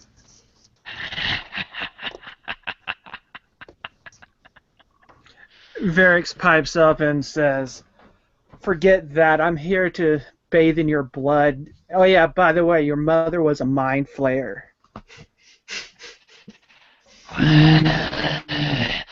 Aren't the small ones with a big mouth? Very well then. Enough games. You have come to die, clearly. So I will oblige you! And with a shattering crack, one part of the ice wall just breaks, and the dragon comes pouring into the room, claws scattering across the ground, two wings spreading behind it, and as it rears up on its hind legs, just pushes the ice wall it was hiding behind. And with two mighty flaps, it lands on the central podium, looking down on you. Podium is about 15 feet high, by the way.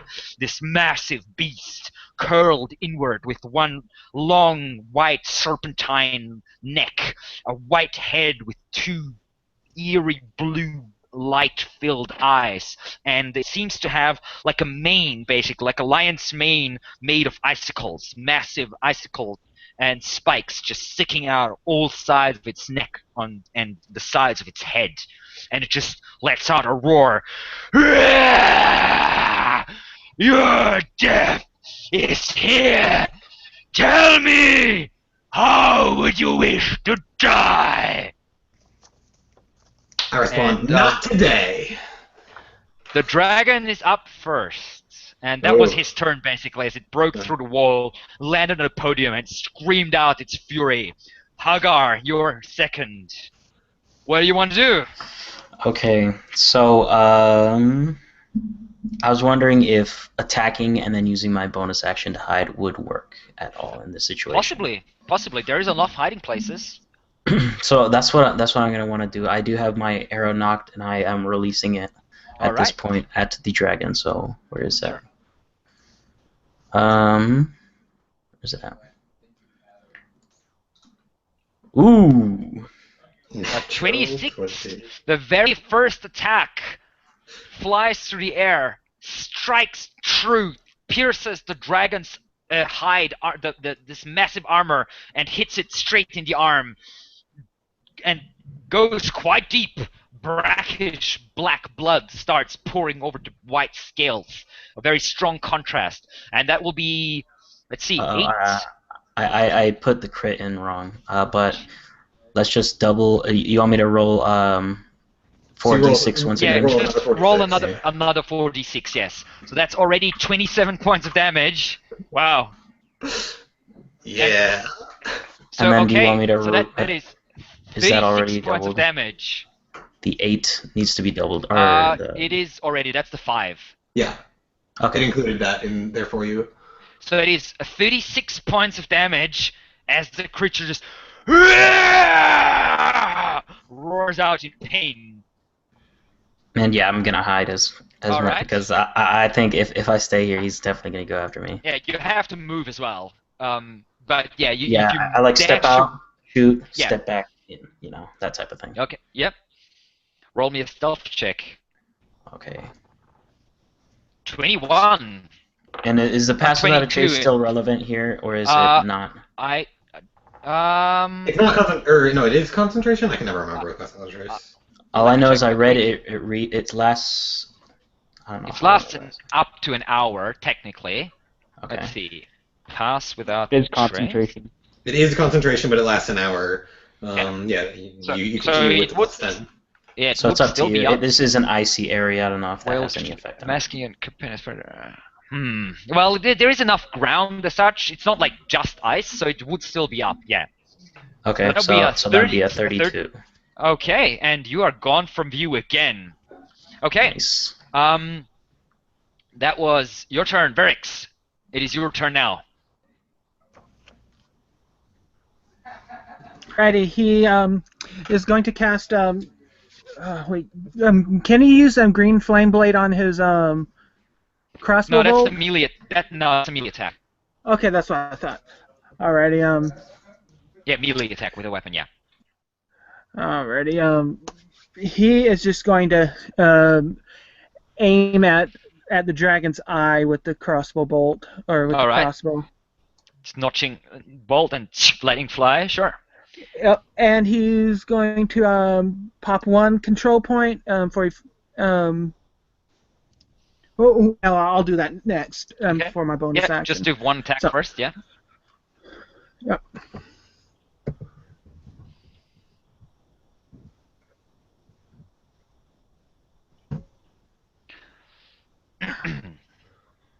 The crossbow flies through the air, through the ice cavern, streaking towards the dragon, still flying.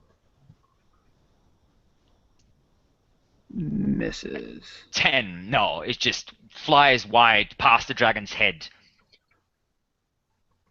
And he is going to pop that control point for the infernal blade. Yeah. So. Yep. So you gain as a bonus action. You concentrate. You speed up for a quick second, and as a bonus action, take a second crossbow shot, I presume. Yep. And there's another control point, and it's a 15. This time you hit the dragon, but it skitters off his armor like nothing. The armor is far thicker than any hide has a right to be. And just let you know, 2 control points left. All right, excellent. And the fight hasn't even started properly yet. Now, the dragon, again, will scream out, "Aah!" beat its wings, and then smash its claws down as stalactites come tumbling down from the ceiling. Will be attacking. Stalactites will be flying down onto Flynn, onto Tholen, and onto Verix. So, Verix, you are hit. Flynn, you are just barely able to raise your shield and deflect the stalactites coming from the ceiling. And Tholen, you jump to the side and the stalactites shattering a million pieces of ice behind you. However, Verix, you take 8 points of piercing damage. Tholen, you're up. I am going to, tumble and roll out of the way of the stalactite, and then reach out and let out a blast of arcane energy at the dragon. I'm going to try and cast slow on it. All right. So it needs to make, I believe, a wisdom saving throw. Okay. Let me double check that. Spellbook, Tholen, slow. This is a wisdom saving throw, indeed. Okay. It has a 25. Okay, that is a success. Just shakes off your spell like nothing. And that will be my turn. All right. I'm continuing to move my speed to circle it to get on the other side. Sure. Yeah. Sure. Flynn. So Flynn is going to start walking forward towards the dragon, and once I get about 60 feet away from it, I'm going to just start... You are already up. Yep. Yeah. Oh, okay. You don't need to move far for that. Yeah. Okay, yeah. Then I'm just going to start whispering into its mind. I'm casting Dissonant Whispers. I need a Wisdom save. All right. And that is a 21. That's still going to be... I was casting that at 3rd level. Okay. So that's going to be 1, 3...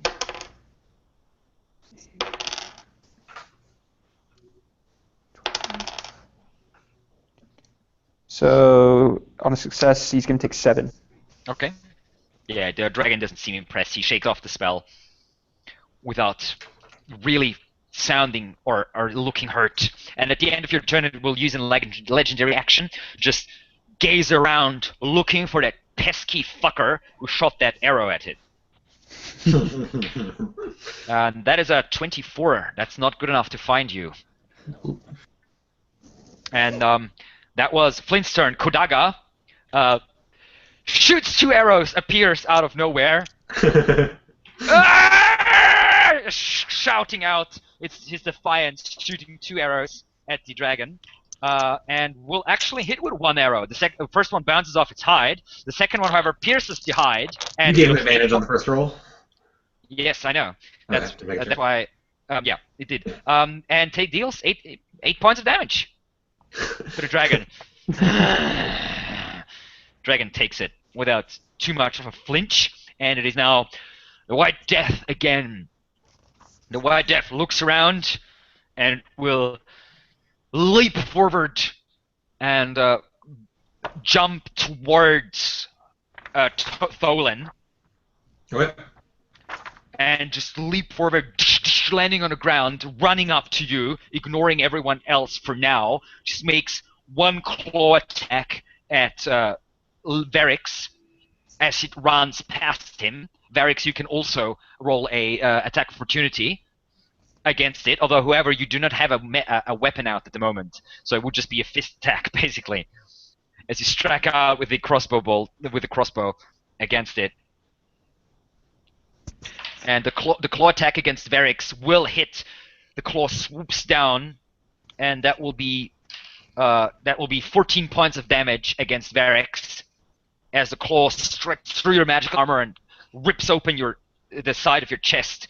Blood pours down over your skin, and then it comes down to Tholen with the second claw attack, and then the mouth snaps shut, trying to devour you.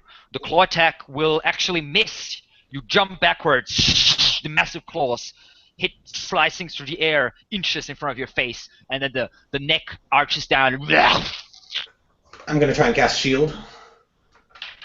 Well, first, that would be Just tell me that would be a 22. That's probably, is that going to help you with the shield? Probably not. No, it won't, because my AC is 16, so it would only be 21. Yeah, so yeah, you see that there's no chance. Mm-hmm. You take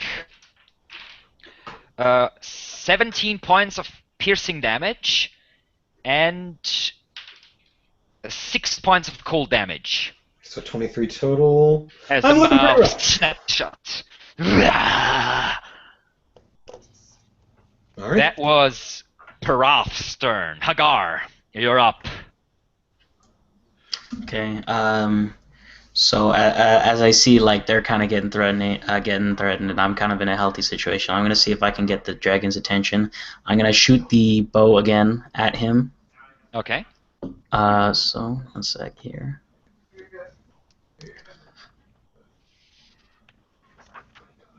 $18. That is a hit, yes. Just barely, but still. So 29 damage. Wow. Wow. That was a massive sneak attack. That was The arrow 3 sixes, dang. strikes it in the back of the neck again. Ah!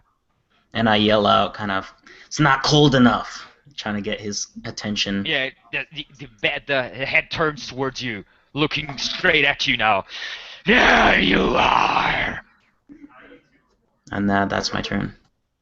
Okay. Varix. Alrighty. How far away from is the dragon from Varix right now? Only about 20 feet. Okay, that's within perfect range then. He is going to run up, and since it's I have the spell slot back, I'm going to try and hopefully touch him. Okay, so you reach out for the dragon. Yep. So it's Alright. 1d20 plus. Okay.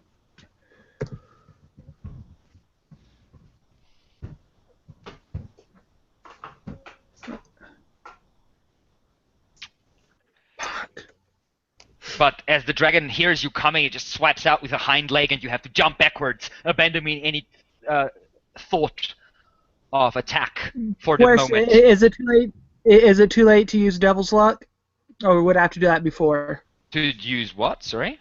Devil's Luck. No, Devil's Luck has to be activated before you roll. So it gives you advantage on the roll, but you have to choose it. Yeah, you have to use it before.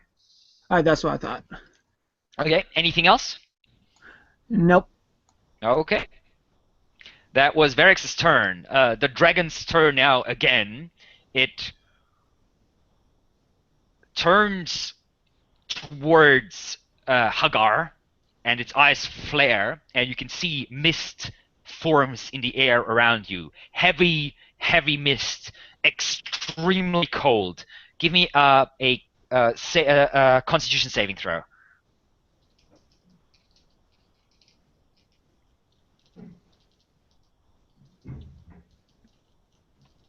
$17 is a success, but you nonetheless take 3 points of cold damage as the cold starts slowly freezing you, but you shake most of it off. Tholen, you're up. I am going to cast Blink. All right. So I have a 50% chance to disappear at the end of my turn. Yep. I am going to yeah, I'm just gonna roll the dice. So All right. That's an action, right? Blink. yeah, it's an action to cast the spell, and so I do not vanish into the ethereal plane. I'm just staring into the jaws of the beast. Yep. Anything else you'd like to do? Nope, that's it. Okay. I So got you're nothing for my like bonus. disappear. Yeah. Fuck. Damn it! The spell's still on me for a minute, Yep. but Yeah. yeah. Sure. Yep. At the end of your turn, the dragon will lash out with its tail towards you. However, misses you as you Nice. jump to the side, and the tail hits the ground next to you. That was your turn. Flynn, you're up. All right. So, who looks the most damaged? Me. Yeah. Who's that? That's Your friendly sorcerer. Your friendly halfling sorcerer. Yeah. All right. So as I run up towards the dragon, I'm pulling out my rapier and I speak the healing word. I'm gonna cast it as a second level spell, Ooh, thank Okay. you. and that'll be 2d4 plus 4, probably. 8. 8. All right. Sweet. Okay. I'm now above half, barely. Okay. And then I'm gonna run up to the dragon. I'm gonna try and stab it with my rapier. Yeah, sure. So 15. That is missed. Your rapier just bounces off, skitters along the scales, the massive scales. They look kind of like yours, but they're about 20 times as thick. And at the end of your turn, the dragon Actually, now. I get one more attack. Oh yeah, you And do. and that's a 19. That hits. That does hit. So you slice across it, but then the second time you stab and pierce it as a rapier. And first that's 4 damage. but yeah, it only sinks in like an inch or two, basically, into this iron hard flesh. And at the end of your turn, the dragon will start flapping its wings. The three of you, so that would be Flynn, Tholen, and Verix. Give me a strength saving throw. Strength. Oh god. Sorry, no, that's dex. Sorry, dexterity saving. Oh, that's much better. Oh. Sorry, yeah, you reroll. That's still horrible. Yep, that is still very horrible. I got an 18. That is a fail. An 18? Oh gosh. Yes. Verix?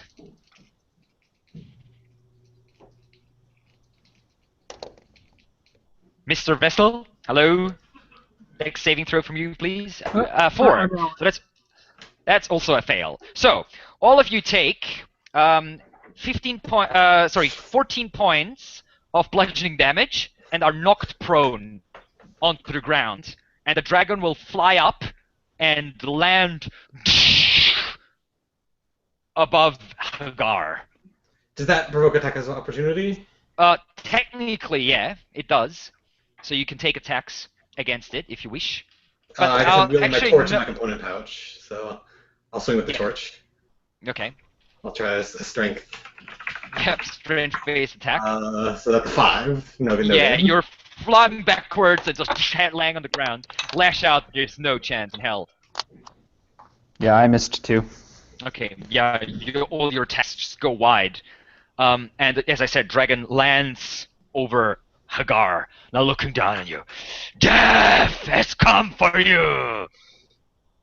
And Kodaga will just take 2 shots at the dragon. It's ignoring him for now. Yeah. So he'll just continue like, "Ah!" like unleashing his fury against this beast. And again, one of the arrows pierces the dragon's side and deals 6 points of damage. The dragon just shakes a little bit like nasty insects biting him. And then it is the dragon's turn. It will unleash his full fury against this creature that dared to hurt its magnificent hide, as 2 claw attacks and the bite attack come down upon Hagar. Ouch. First claw attack has a 15. I believe that is a oh no, that is exactly a hit. Second claw attack is a 26. And the bite attack is a 14. The bite attack. You manage to evade, but 2 claws slash into you, and you take. That's 21 points of slashing damage in total. I'm gonna use uncanny dodge on the first one, or whichever one did the. Actually, I think yeah. I'm. So So the first one was whichever one, whichever one is was- good that you want me to. So 6 less, basically. 6. You Okay. can you reduce it by 6 damage. Okay. And that was the dragon's turn. Hagar, you're up. And alone with the dragon. Okay. I'm just reducing my HP there. Well, seeing as I wanted to get his attention, and I did. I don't like this. I do not like this. It was not a good idea. So what I'm going to do is I'm just going to kind of pull out like my sword and just kind of cut at him. All right. You and can do then- sneak attack because you have this swashbuckling Yes. thing. Yep. So let's see right here. Short sword. So No. yeah, 13 now. No chance. No chance. It bounces off its hide like nothing happened. And I'm going to use my what is it? Fancy footwork. My cunning action to dash and just run away. Okay. As you just run. Dragon swipes at you, but you're too fast for it as you just tumble away and disappear between the stalactites, just running. You cannot escape me, wyrm! Yeah, that's my turn. Verix, you're up. Alrighty, Varix is going to play it safe. For right now, he is going to try and hide. Okay. So...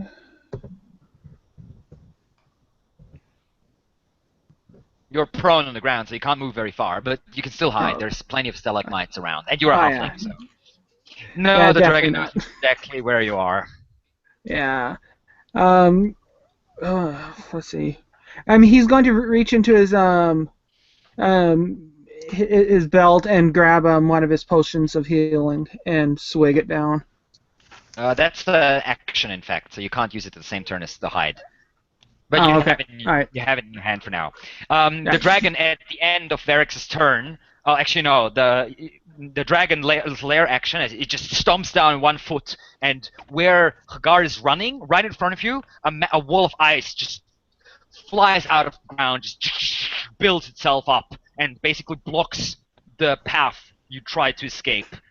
And the dragon is like, as it sees you staring now into your own faces reflected from the shimmering ice that's sort of in a half circle around you.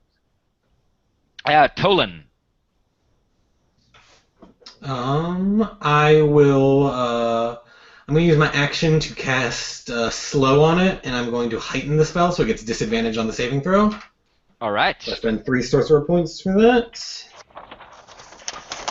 And that will be a 13. All right. So it will use one of its legendary resistances Sure. and shake it off.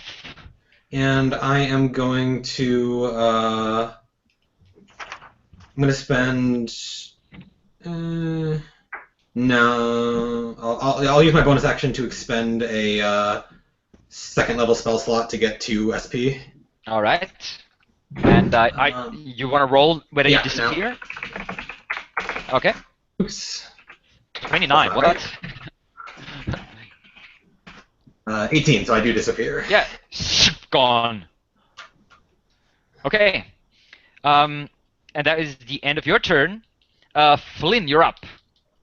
So is there any way that I can get within melee with let's see, the rogue? Within melee with the rogue. No, the rogue's about 50 feet away from you. But I'm currently prone, right? Yes, you are prone. Yeah, Alright, I ran well, away I'm gonna- pretty far.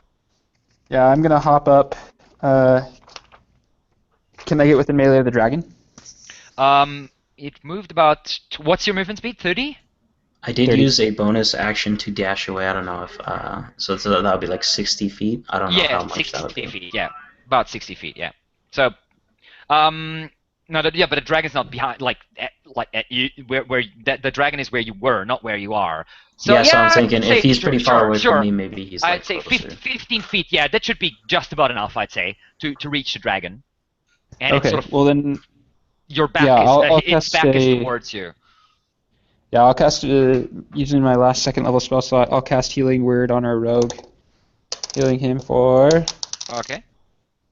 Oh, I keep on forgetting my Bardic Inspiration die. Probably should be using those, huh? Yeah. Well, Possibly. you Healing keep on for- healing word a bunch. I mean, it's not like it's the Bard's, main feature here or yeah, I anything, keep on forgetting about it. Just kidding. Yeah, so I heal you for 7 points of health, Okay. and then is the Bardic Inspiration die a bonus action? Yes. Oh, dang it. Inspiration is Okay. a bonus action. Okay. Then yeah, I'm just gonna run up to the dragon and gonna take a couple swipes at it, Yep.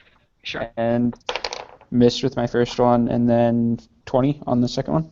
That does it, yeah. The dragon's not really paying much attention to you. You run up and it's swiping tail. You just stab up to it at the tail. The first one just skitters off the armor. The second one pierces the armor, however. 7 piercing damage. Okay. The dragon looks back to you now, slightly turning its head on its serpentine neck.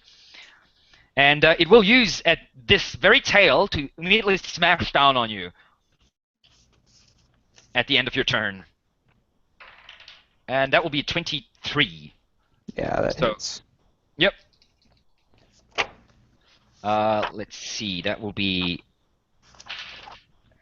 13 points of bludgeoning damage as the tail just comes down, hits you in the shoulder. If you feel like a tree trunk has fallen on you. And I'll cry out, "Is that all you got?" Kudaga takes 2 more shots, using his arrows up. And again, one of them pierces the dragon's hide. And deals another Surprisingly effective. 5 points of damage. Well, he doesn't deal much damage, but he does hit once every turn, Everything- I guess.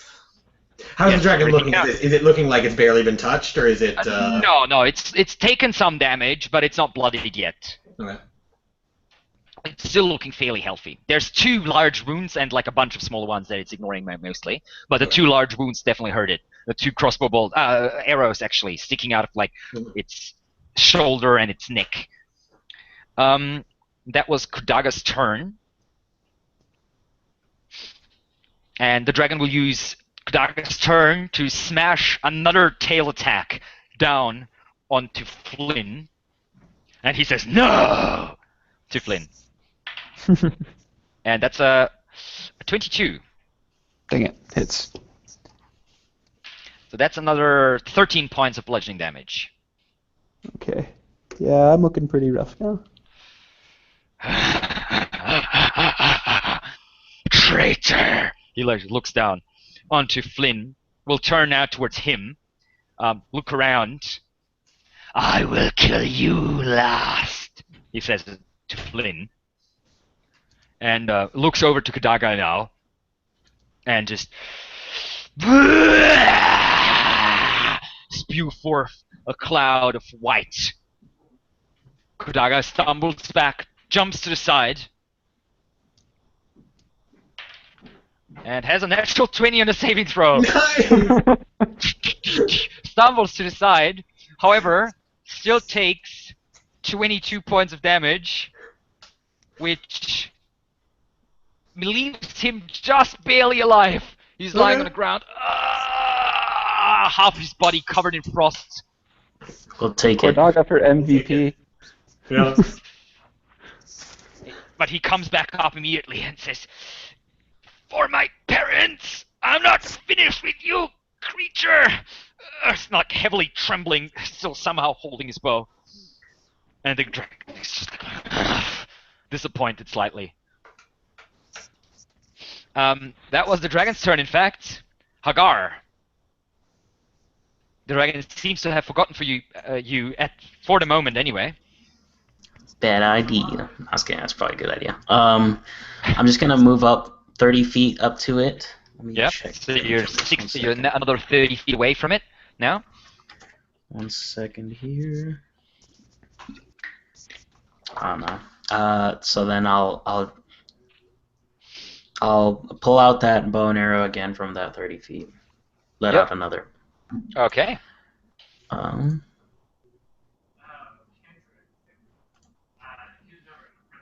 16. 16 misses. The arrow bounces off the scales this time. The dragon doesn't even turn its head towards you. Because he's I don't know if I have his attention or not. I'm gonna see if I can hide now that he's looking away from me. He's not looking at you. No, you can try to hide. Okay. Yeah. And I did get hit. Did I need to make a concentration check on the? Yes, that's true. Definitely. Yeah. Let me pass without trace. Skills concentration. It's a Constitution saving throw. Constitution saving throw. Okay. Yeah. DC 10. 15. 16. It's still up. Yeah. Okay, and I'm gonna use the stealth.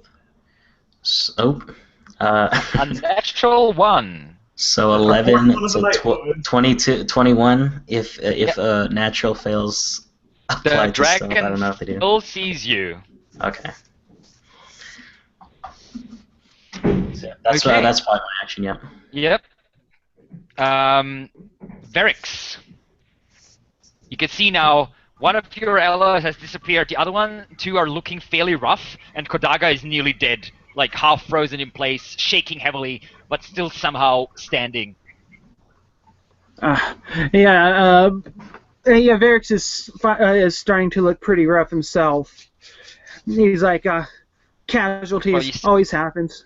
You still have your hulking form, right? Just reminding you of that. Oh yeah. I haven't forgotten that yet. Okay. What I'm going to do is I'm going to swig that health potion that I have. Sure, yeah. That's 2d4 plus 2.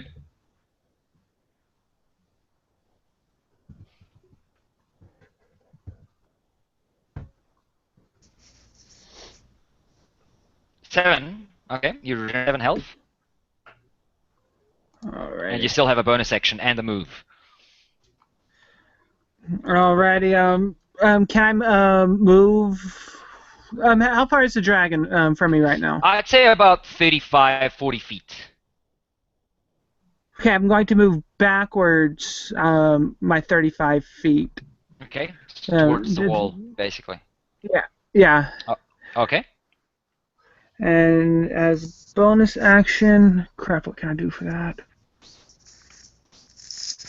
Wait, can I do my hulking form for a bonus action? That's an action. Okay, that's what's up. I mean, you can do an attack if you want to use your infernal blade. Oh, I forgot about that. It costs you a control point. I don't know how many you have left, but technically you could do that. 2 left. Okay. Okay, yeah, So I'll go ahead and use that infernal blade. Okay. So 1 attack, crossbow attack at the dragon.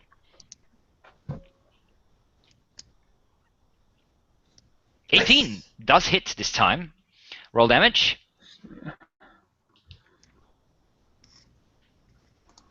See damage of. So probably 1d8 plus whatever your dex modifier is. 2, probably. Actually, with all my bonuses, 4.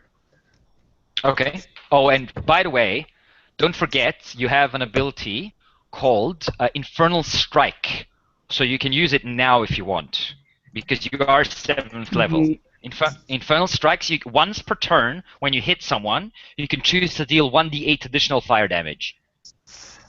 Alrighty, yeah, let's do that. So 2d8 then.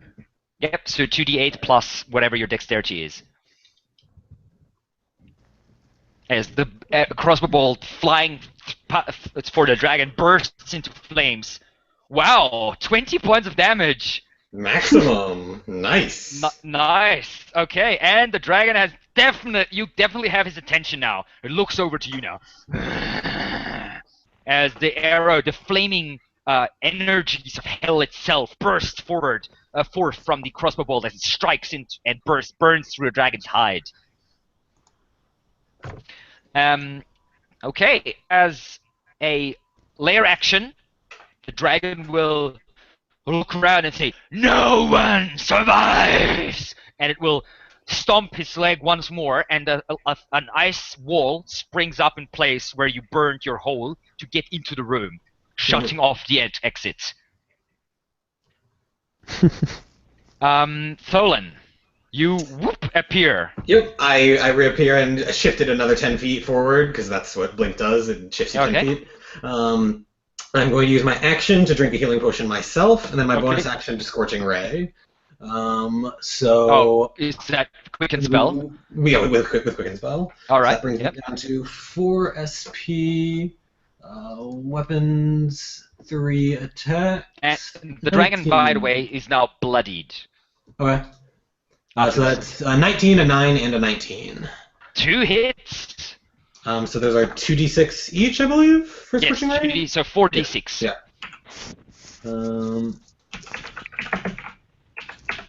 That's 13 damage from those 2 strikes. Okay. And I'll roll my healing. 2d4 Sure. plus 2.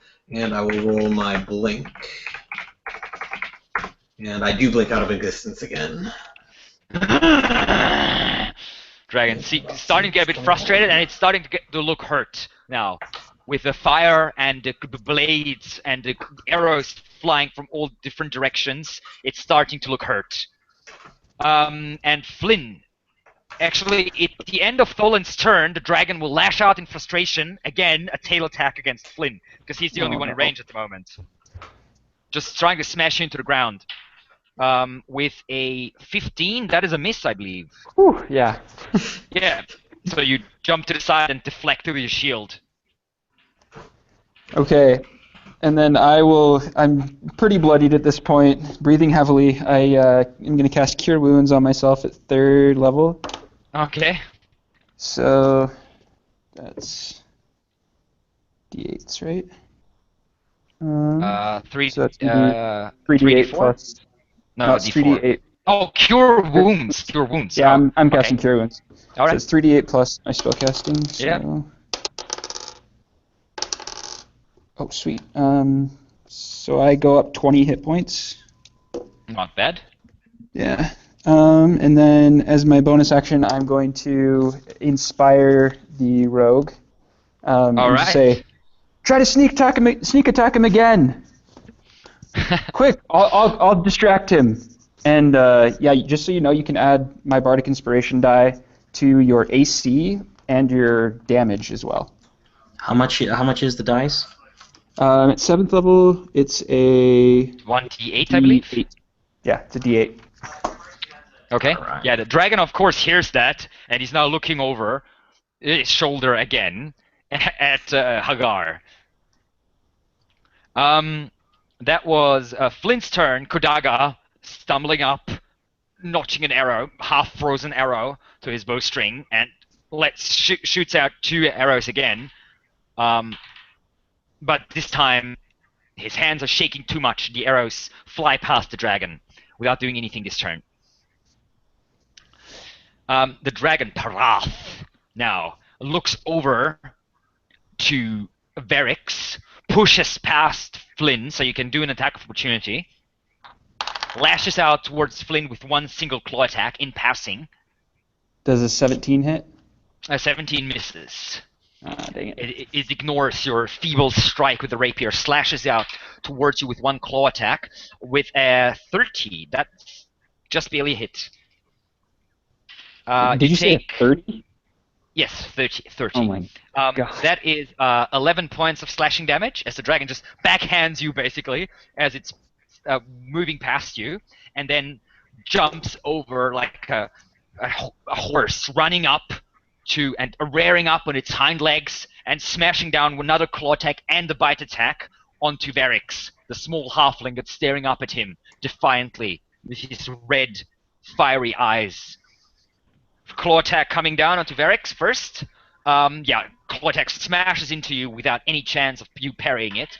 And the bite attack also, you have no chance. The dragon is way too massive. You try to parry it while its attacks are too powerful. Smash through your defenses easily. That is 11 points of damage from the from the claw attack, and it All right. is 10, and it is 14 points of damage from the bite attack. So 25 points of damage in total. Crap. I have You 1 still- HP left. Okay, you're down on one knee, bleeding all over. You can feel the icy cold breath of the dragon on your skin, actually freezing your skin in places. The dragon looks down on you, surprised. You can see a little bit of surprise in its eyes that you're not quite obliterated yet. It thought it would devour you with one single bite. The size of your body. It's just a small, very small meal for it. But you're still alive, and that is the dragon's turn. Hagar. So am I able to go up to it in my 30 movement right here? No, yeah, sure, why not? It Okay, should so- be just about enough, yeah. I'm kind of getting frustrated. I want to get his attention as much as I can, so I'm going to go up to it and use my attack and my offhand attack with the longswords that I have. So, Okay, just running in. 2 stabs, sure. Yep. So let's get to my short sword. And now I'm going to... I don't know. No, I'm not going to use my dice for that Okay. one. I'm going to the offhand attack here. Yeah, Nice. 20 is definitely hit, yes. So, And that's 16 points of damage, I believe. 16, yep. Okay. As you stab it in the leg, in the hind leg,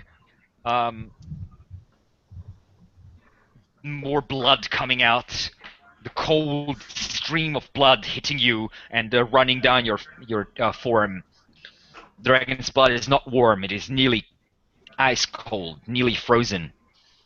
Yeah, and I'm like trying to slash like elegantly, And- like in places that I know that are like. At the end of your turn, the dragon will start flapping its wings,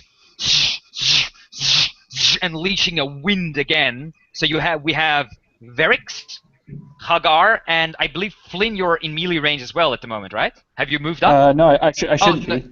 No, that's right. he You left. haven't moved up. No, you haven't moved up. He left. Yeah. So Verix and Hagar, dexterity saving throws, please. Okay.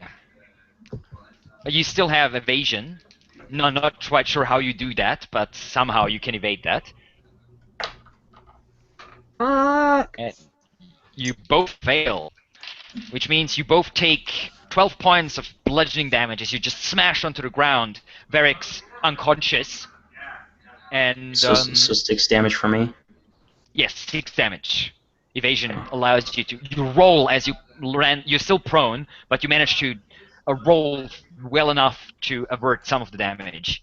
You roll with the wind. Yeah, exactly. You roll with the wind. And Verix, give me a death saving throw. It is your turn now.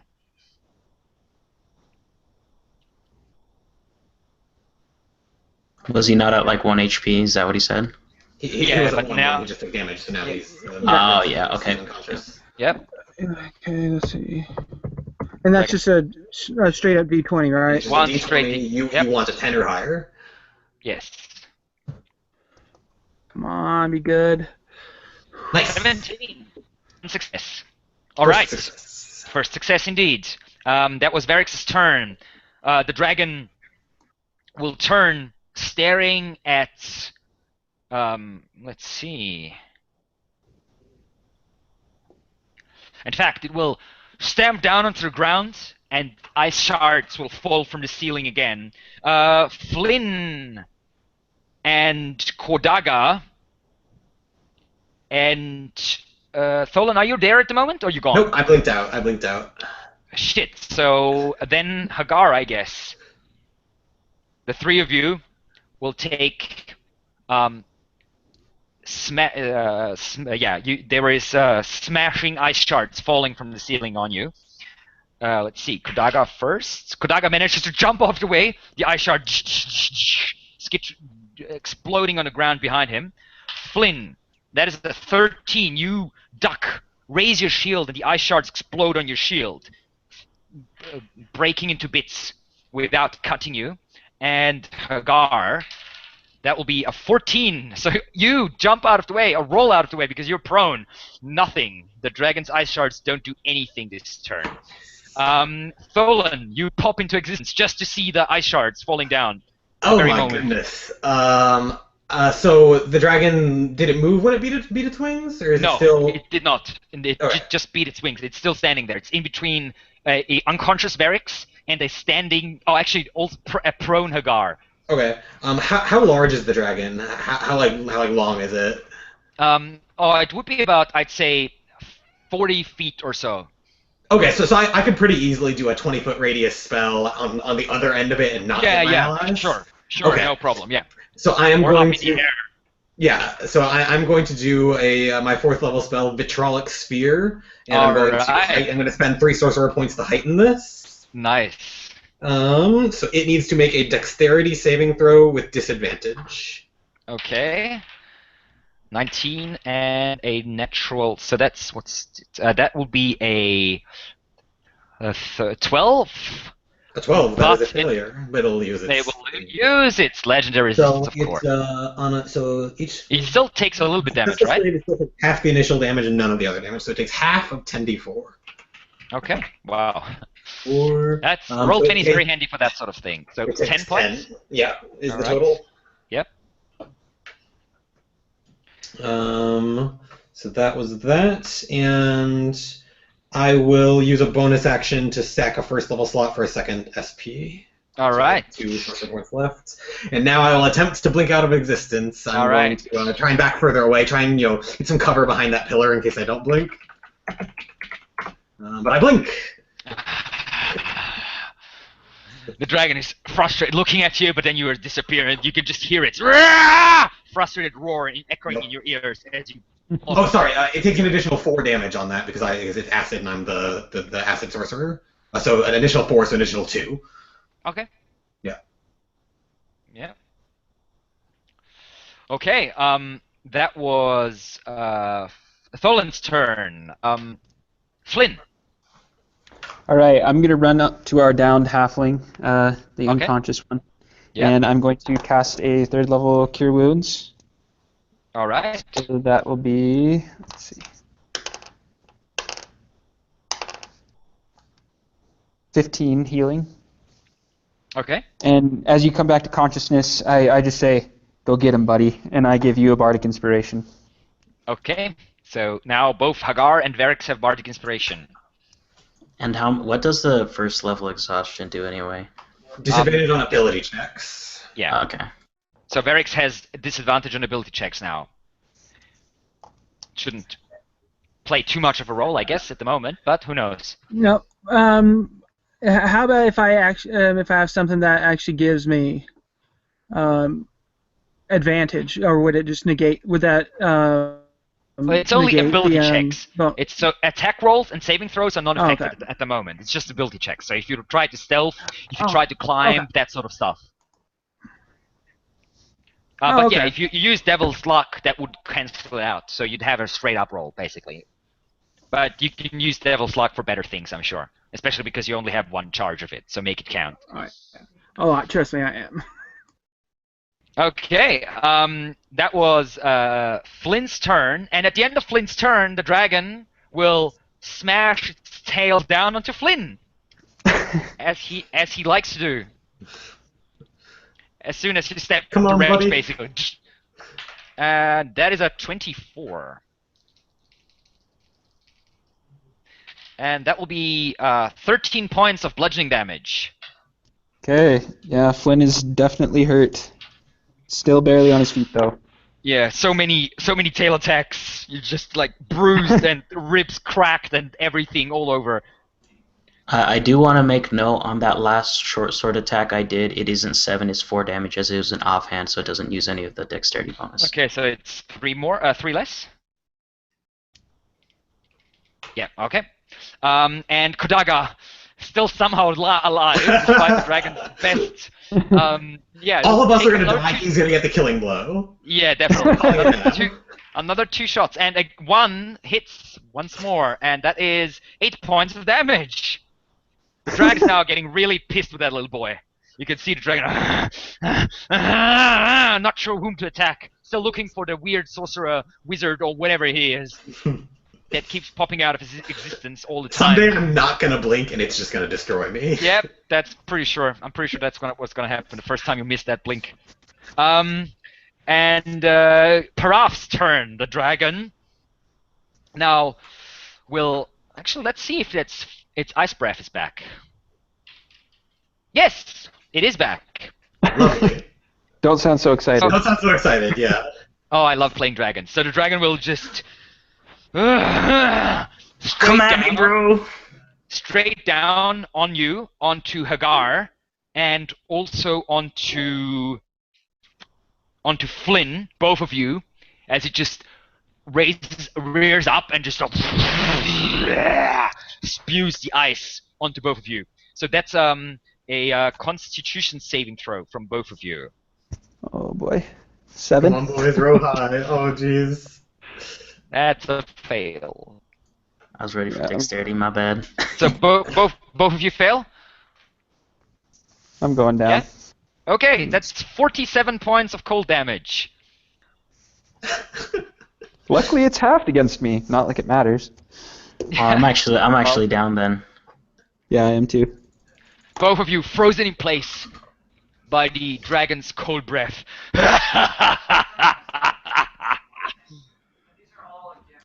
Hagar, death saving throw. Come on, nat 20. That's still good. Success. That's still good.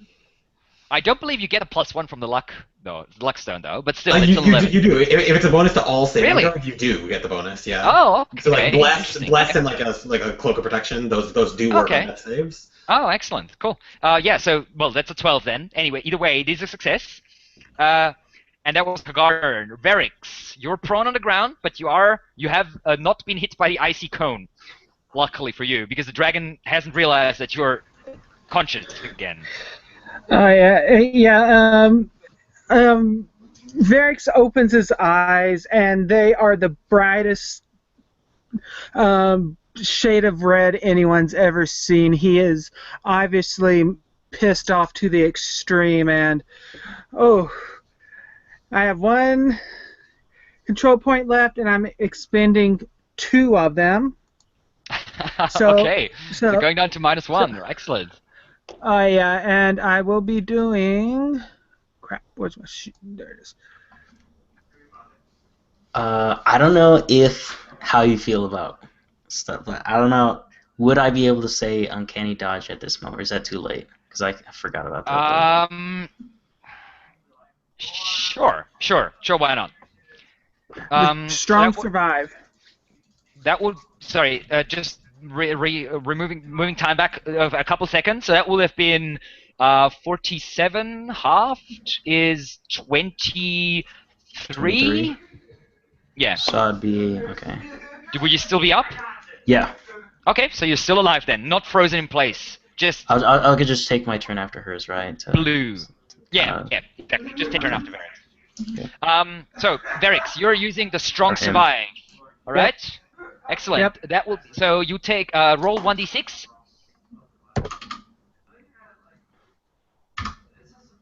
1d6 plus my Yep. So you said gain was- 8. You gain 8 temporary hit points.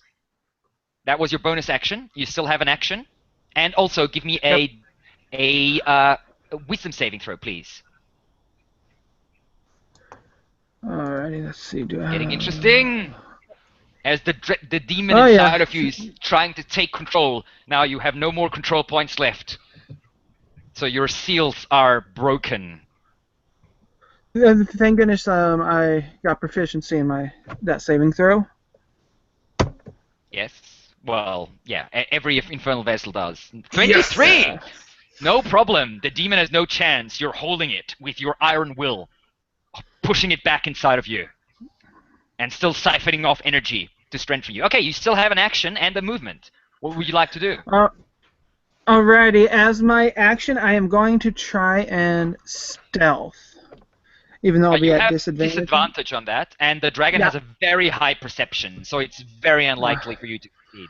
You have already Okay, seen that this dragon sees everything, or nearly everything, except for people who pop out of existence, I guess, and others who have like 30, above 30 on stealth. All right, let's see. Well, I guess as my actual action, fire ray. Why not? Use 2 more control points I don't have. More, sure, fuck it. Okay, so that will be a ranged spell attack.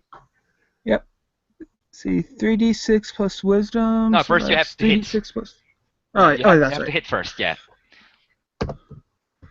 1d20 plus whatever, so plus 5, I think. That sounds low. Yeah, he only has 14 wisdom. Okay, then yeah, that's right. I believe. Anyway. Oh, crap, add 2 more to that. That's supposed to be 4 since that's dexterity. It doesn't matter. The fiery ray streaks into the dragon, but it just does nothing except for singeing its hide a little bit. That will be another. So you're now on minus 3. So that will be another wisdom saving throw. As you're siphoning more and more energy off the demon, and it's getting more and more awake, just trying to break free. You can hear its angry growling inside of you. A 14. You're at a minus 3. That is a fail. Excellent. Sweet. What does that mean? It is not bad enough to roll on the greater unleashing table. You're rolling on the lesser. So give me 1d20 as a part of the demon tries to take control. That is an 8. So the demon's energy engulfs your flesh, and now you are immune to magical healing. Fine. That's not so bad. As the infernal energy just surrounds you and does not allow any positive energy to streak into you, basically. You can now see surrounded by this reddish flimmer in the air, and like this unholy aura. And you can hear its weird voice just out of nowhere, coming out of somewhere out of barracks, basically. Just speaking from his flesh. And that is your turn, Barracks. So the dragon itself gives you a quick look. Can I do the turn that I didn't do? Oh, sorry. Yeah. Go ahead. Sure. Go. Turn. So I am in melee range. I'm just going to take those short swords out again and just do those. 20 is a hit. So yeah. So yeah. That is 24 points of damage. Okay. Yeah, the dragon looks now hurt, quite badly hurt. It trashes around. So yeah, that's my first attack. I can do my second offhand. Yep. Oh. That missed. Okay. And yeah, knowing that I'm really low, I'm probably not gonna make it right here. I just drop my pack and I just yell out three potions. And that's all. Okay. The dragon looks down on you. What a bro. We'll just shout out, and again, shards of ice fall from the ceiling, hitting Verix, Hagar, and Tholen. Oh, actually, sorry. Tholen is free. Is gone. So Kodaga, the poor guy.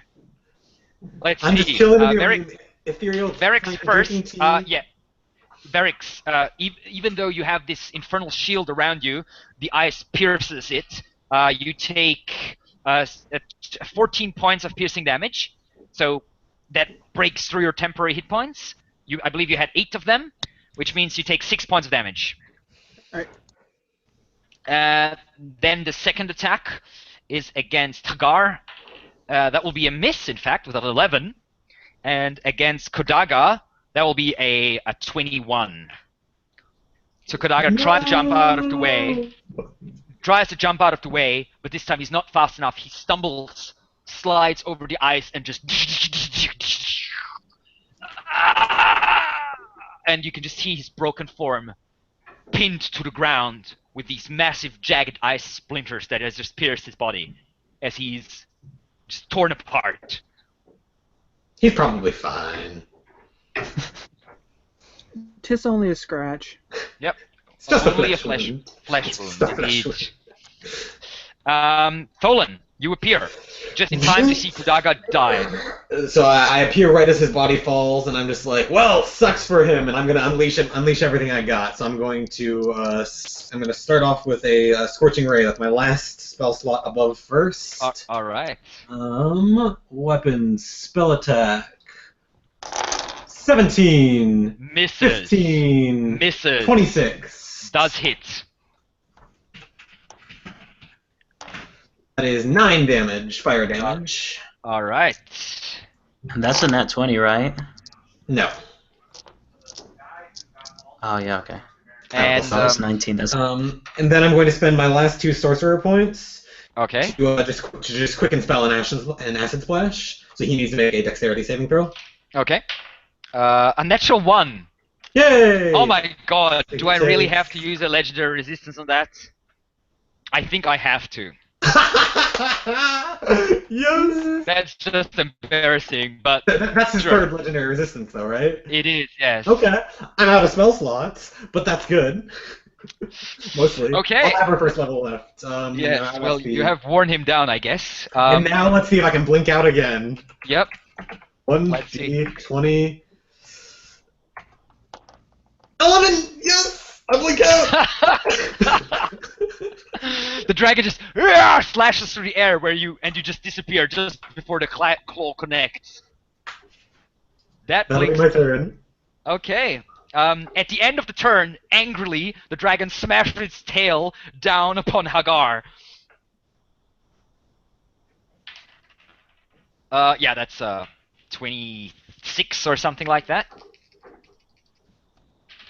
And that it will be 10 points of damage for Hagar. Hagar, does that take you down? how or- much damage was it? 10. So I'm gonna use uncanny dodge, last To help. uncanny dodge, and I am at 4 HP. Okay. Stumbling, nearly falling, but not quite. And that was Tholin's turn. Flynn's turn. Death saving throw. Flynn. 12. That is a success. The dragon, Parath,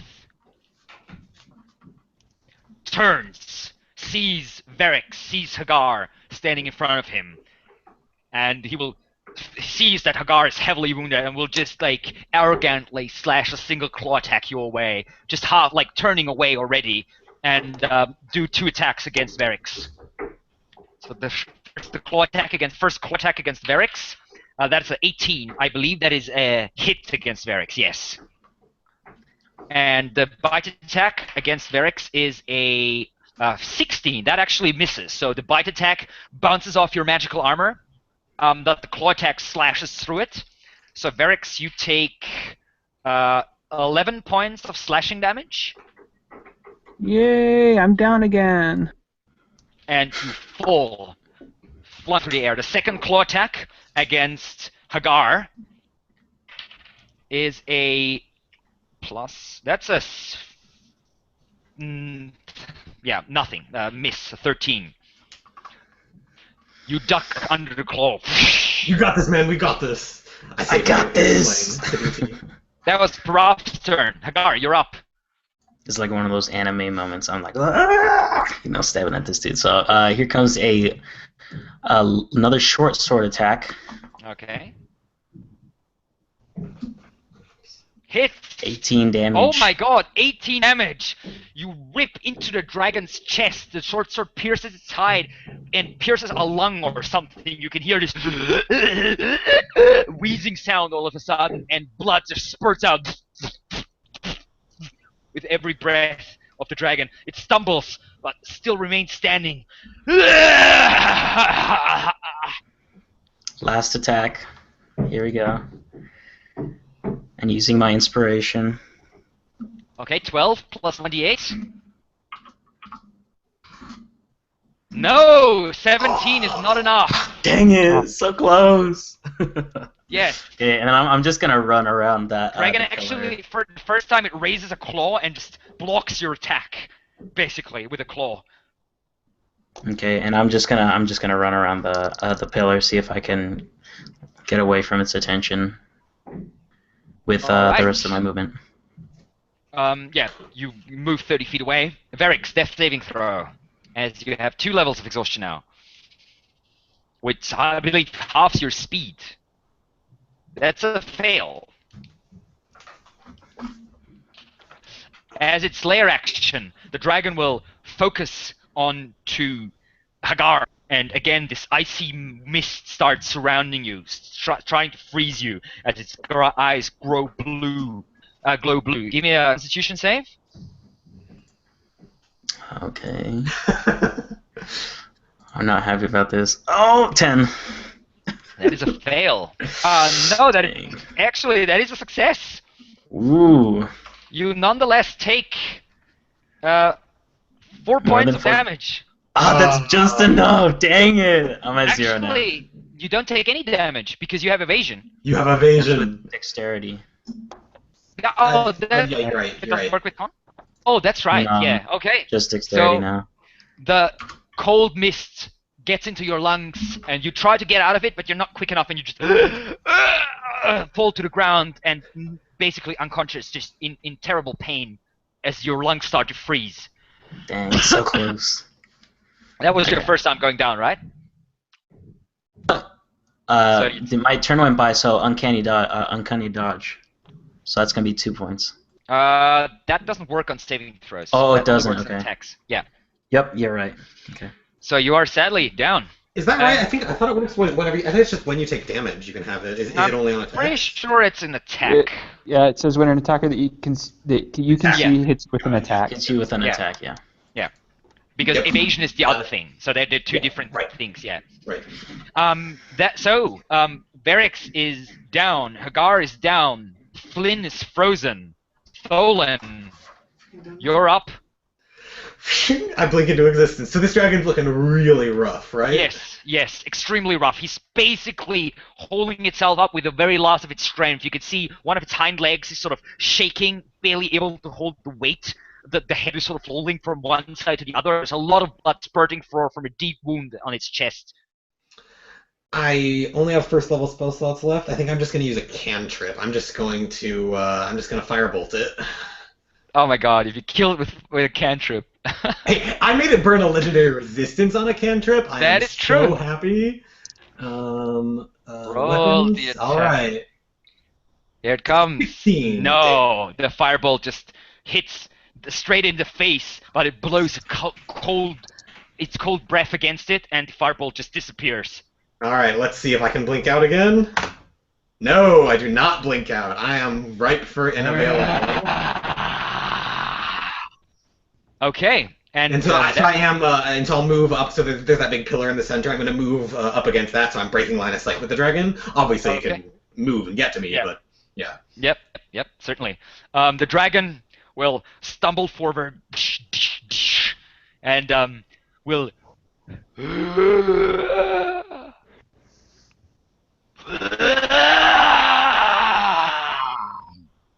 spew forth its breath towards you. That's So it's climbing over to me or something. yeah, it's coming towards you. It's moving until it's basically the 20 feet maybe away from you. Or Any so. chance my one Stumbling. standing ally gets a attack of opportunity? There's no allies. I thought I had one ally. Everybody standing. else is down. Oh, I'm the only one left. Yes. Yep. Okay, well that's bad. What am I rolling? A con save? Yes. Constitution saving throw. That'd be a 6. I rolled a 2. You take 53 points of damage That's it. I'm unconscious. as the dragon. You freeze in place, like one hand. Okay. That was the dragon's turn. Hagar, give me a death saving throw. I guess there's still a chance, huh? That's By the funny. way, the dragon has 1 hit point. Oh my god. Oh. Come on, nat 20 for a death save. Yep, one of us can do it. Okay, No. now Hagar, Yeah. Varix. You could technically use your devil's luck for that to get advantage. Oh. Well, If too you late. I want to. rolled. But you can sure, but Yeah. you have to tell it. So that's a fail. So you have 2 Yes, fails, I- I believe, right? Yep, 2 fails. 1 more and Okay. I'm dead. Tholan.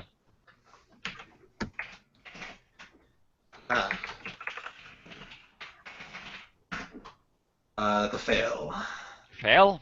Flynn. And then Oh my my blink gosh. my blink is still active. That is. And is but I it? cannot blink. It's not No. concentration. It's just duration Okay. 1 minute. Okay. But I cannot blink. Okay. I kid you not, I rolled a 19. Sadly, not a 20. Yeah. But it's a success.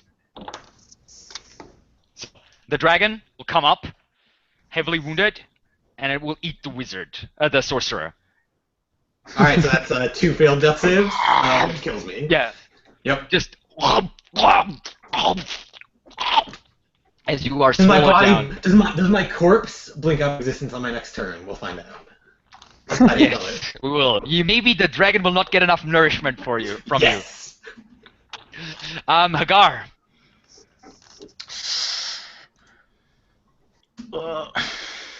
Watch Cordaga come back to life.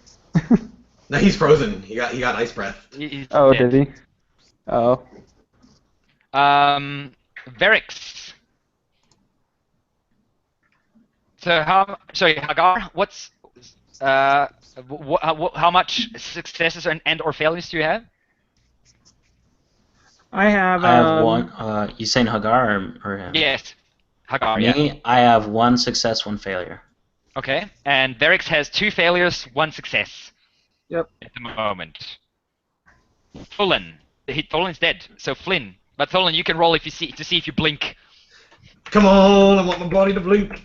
I want it to blink out of his gullet 10 feet aside. Yeah, Yes, blink out of his you gullet. do. So yeah, the body disappears from his stomach. Maybe that'll give one of my allies the opening they need to roll that 20 and then hit it. Maybe. Let's see. Flynn. 7. That's a fail. So how much success, how much fail do you have? I have 2 successes, 1 fail. Okay. The dragon is not really doing anything at the moment, just stumbling around. Not that you'd know anyway, because you're unconscious. Hagar. That is a 2nd success. Verix. Alrighty. It's time for some good old devil's luck. All right, let's see if the devil can help you. 2d20. No, it is. Well, it does help you. You would have died otherwise, because that would have been your 3rd fail. So an 11 is you're at 2. Dicing with the devil. And Flynn. 17. That is a success. So you are stable, which means that you're You're dead. unconscious. Yeah, which means the dragon's gonna kill you. Unconscious, and the dragon will eat you. But Hagar. That is a 3rd success, I believe, right? That is merely you become stable. Yes. And Unless the dragon waits 1d4 hours to eat us. That's Unlikely. unlikely. Yeah. We'll see. Verix. One last roll. Live or die. 12. Well, I'll live. So all 3 of you are stable. And Bastards. I'm gonna blink. Corpse. you're My corpse does not blink. no. Okay. And with that ends the tale of our heroes, I am afraid.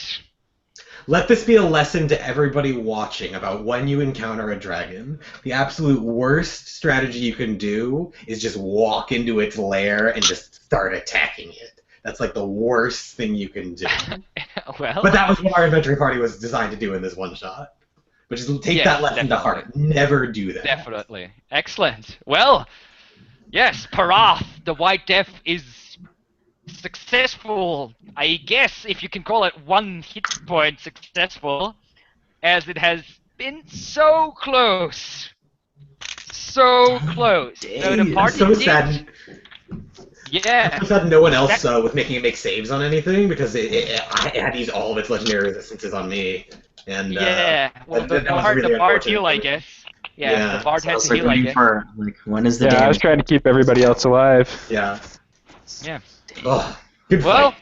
good Close. fight, guys. But yeah, I mean, it is an adult white dragon, so it I'm was just a wondering how pretty. much damage did I do that? That was a lot from those two You did a sneak couple attacks from the 30s. beginning. That was a lot, yeah. Yeah. I don't know how much you did, but all in all, you did 219 damage to this dragon.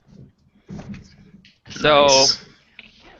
So you can be close. proud. You can be proud of yourself. And now my YouTube channel has the first TPK. So yay! What do they say on Geek and Sundry? Murder, death, kill. Murder, death, kill. Anyway, thanks everyone for watching, and tune in next time for the next TPK or so. We'll see. Maybe another party will face Parath a little way down the line. But I can tell you one thing: the Wind Tribes are not going to like what's coming their way.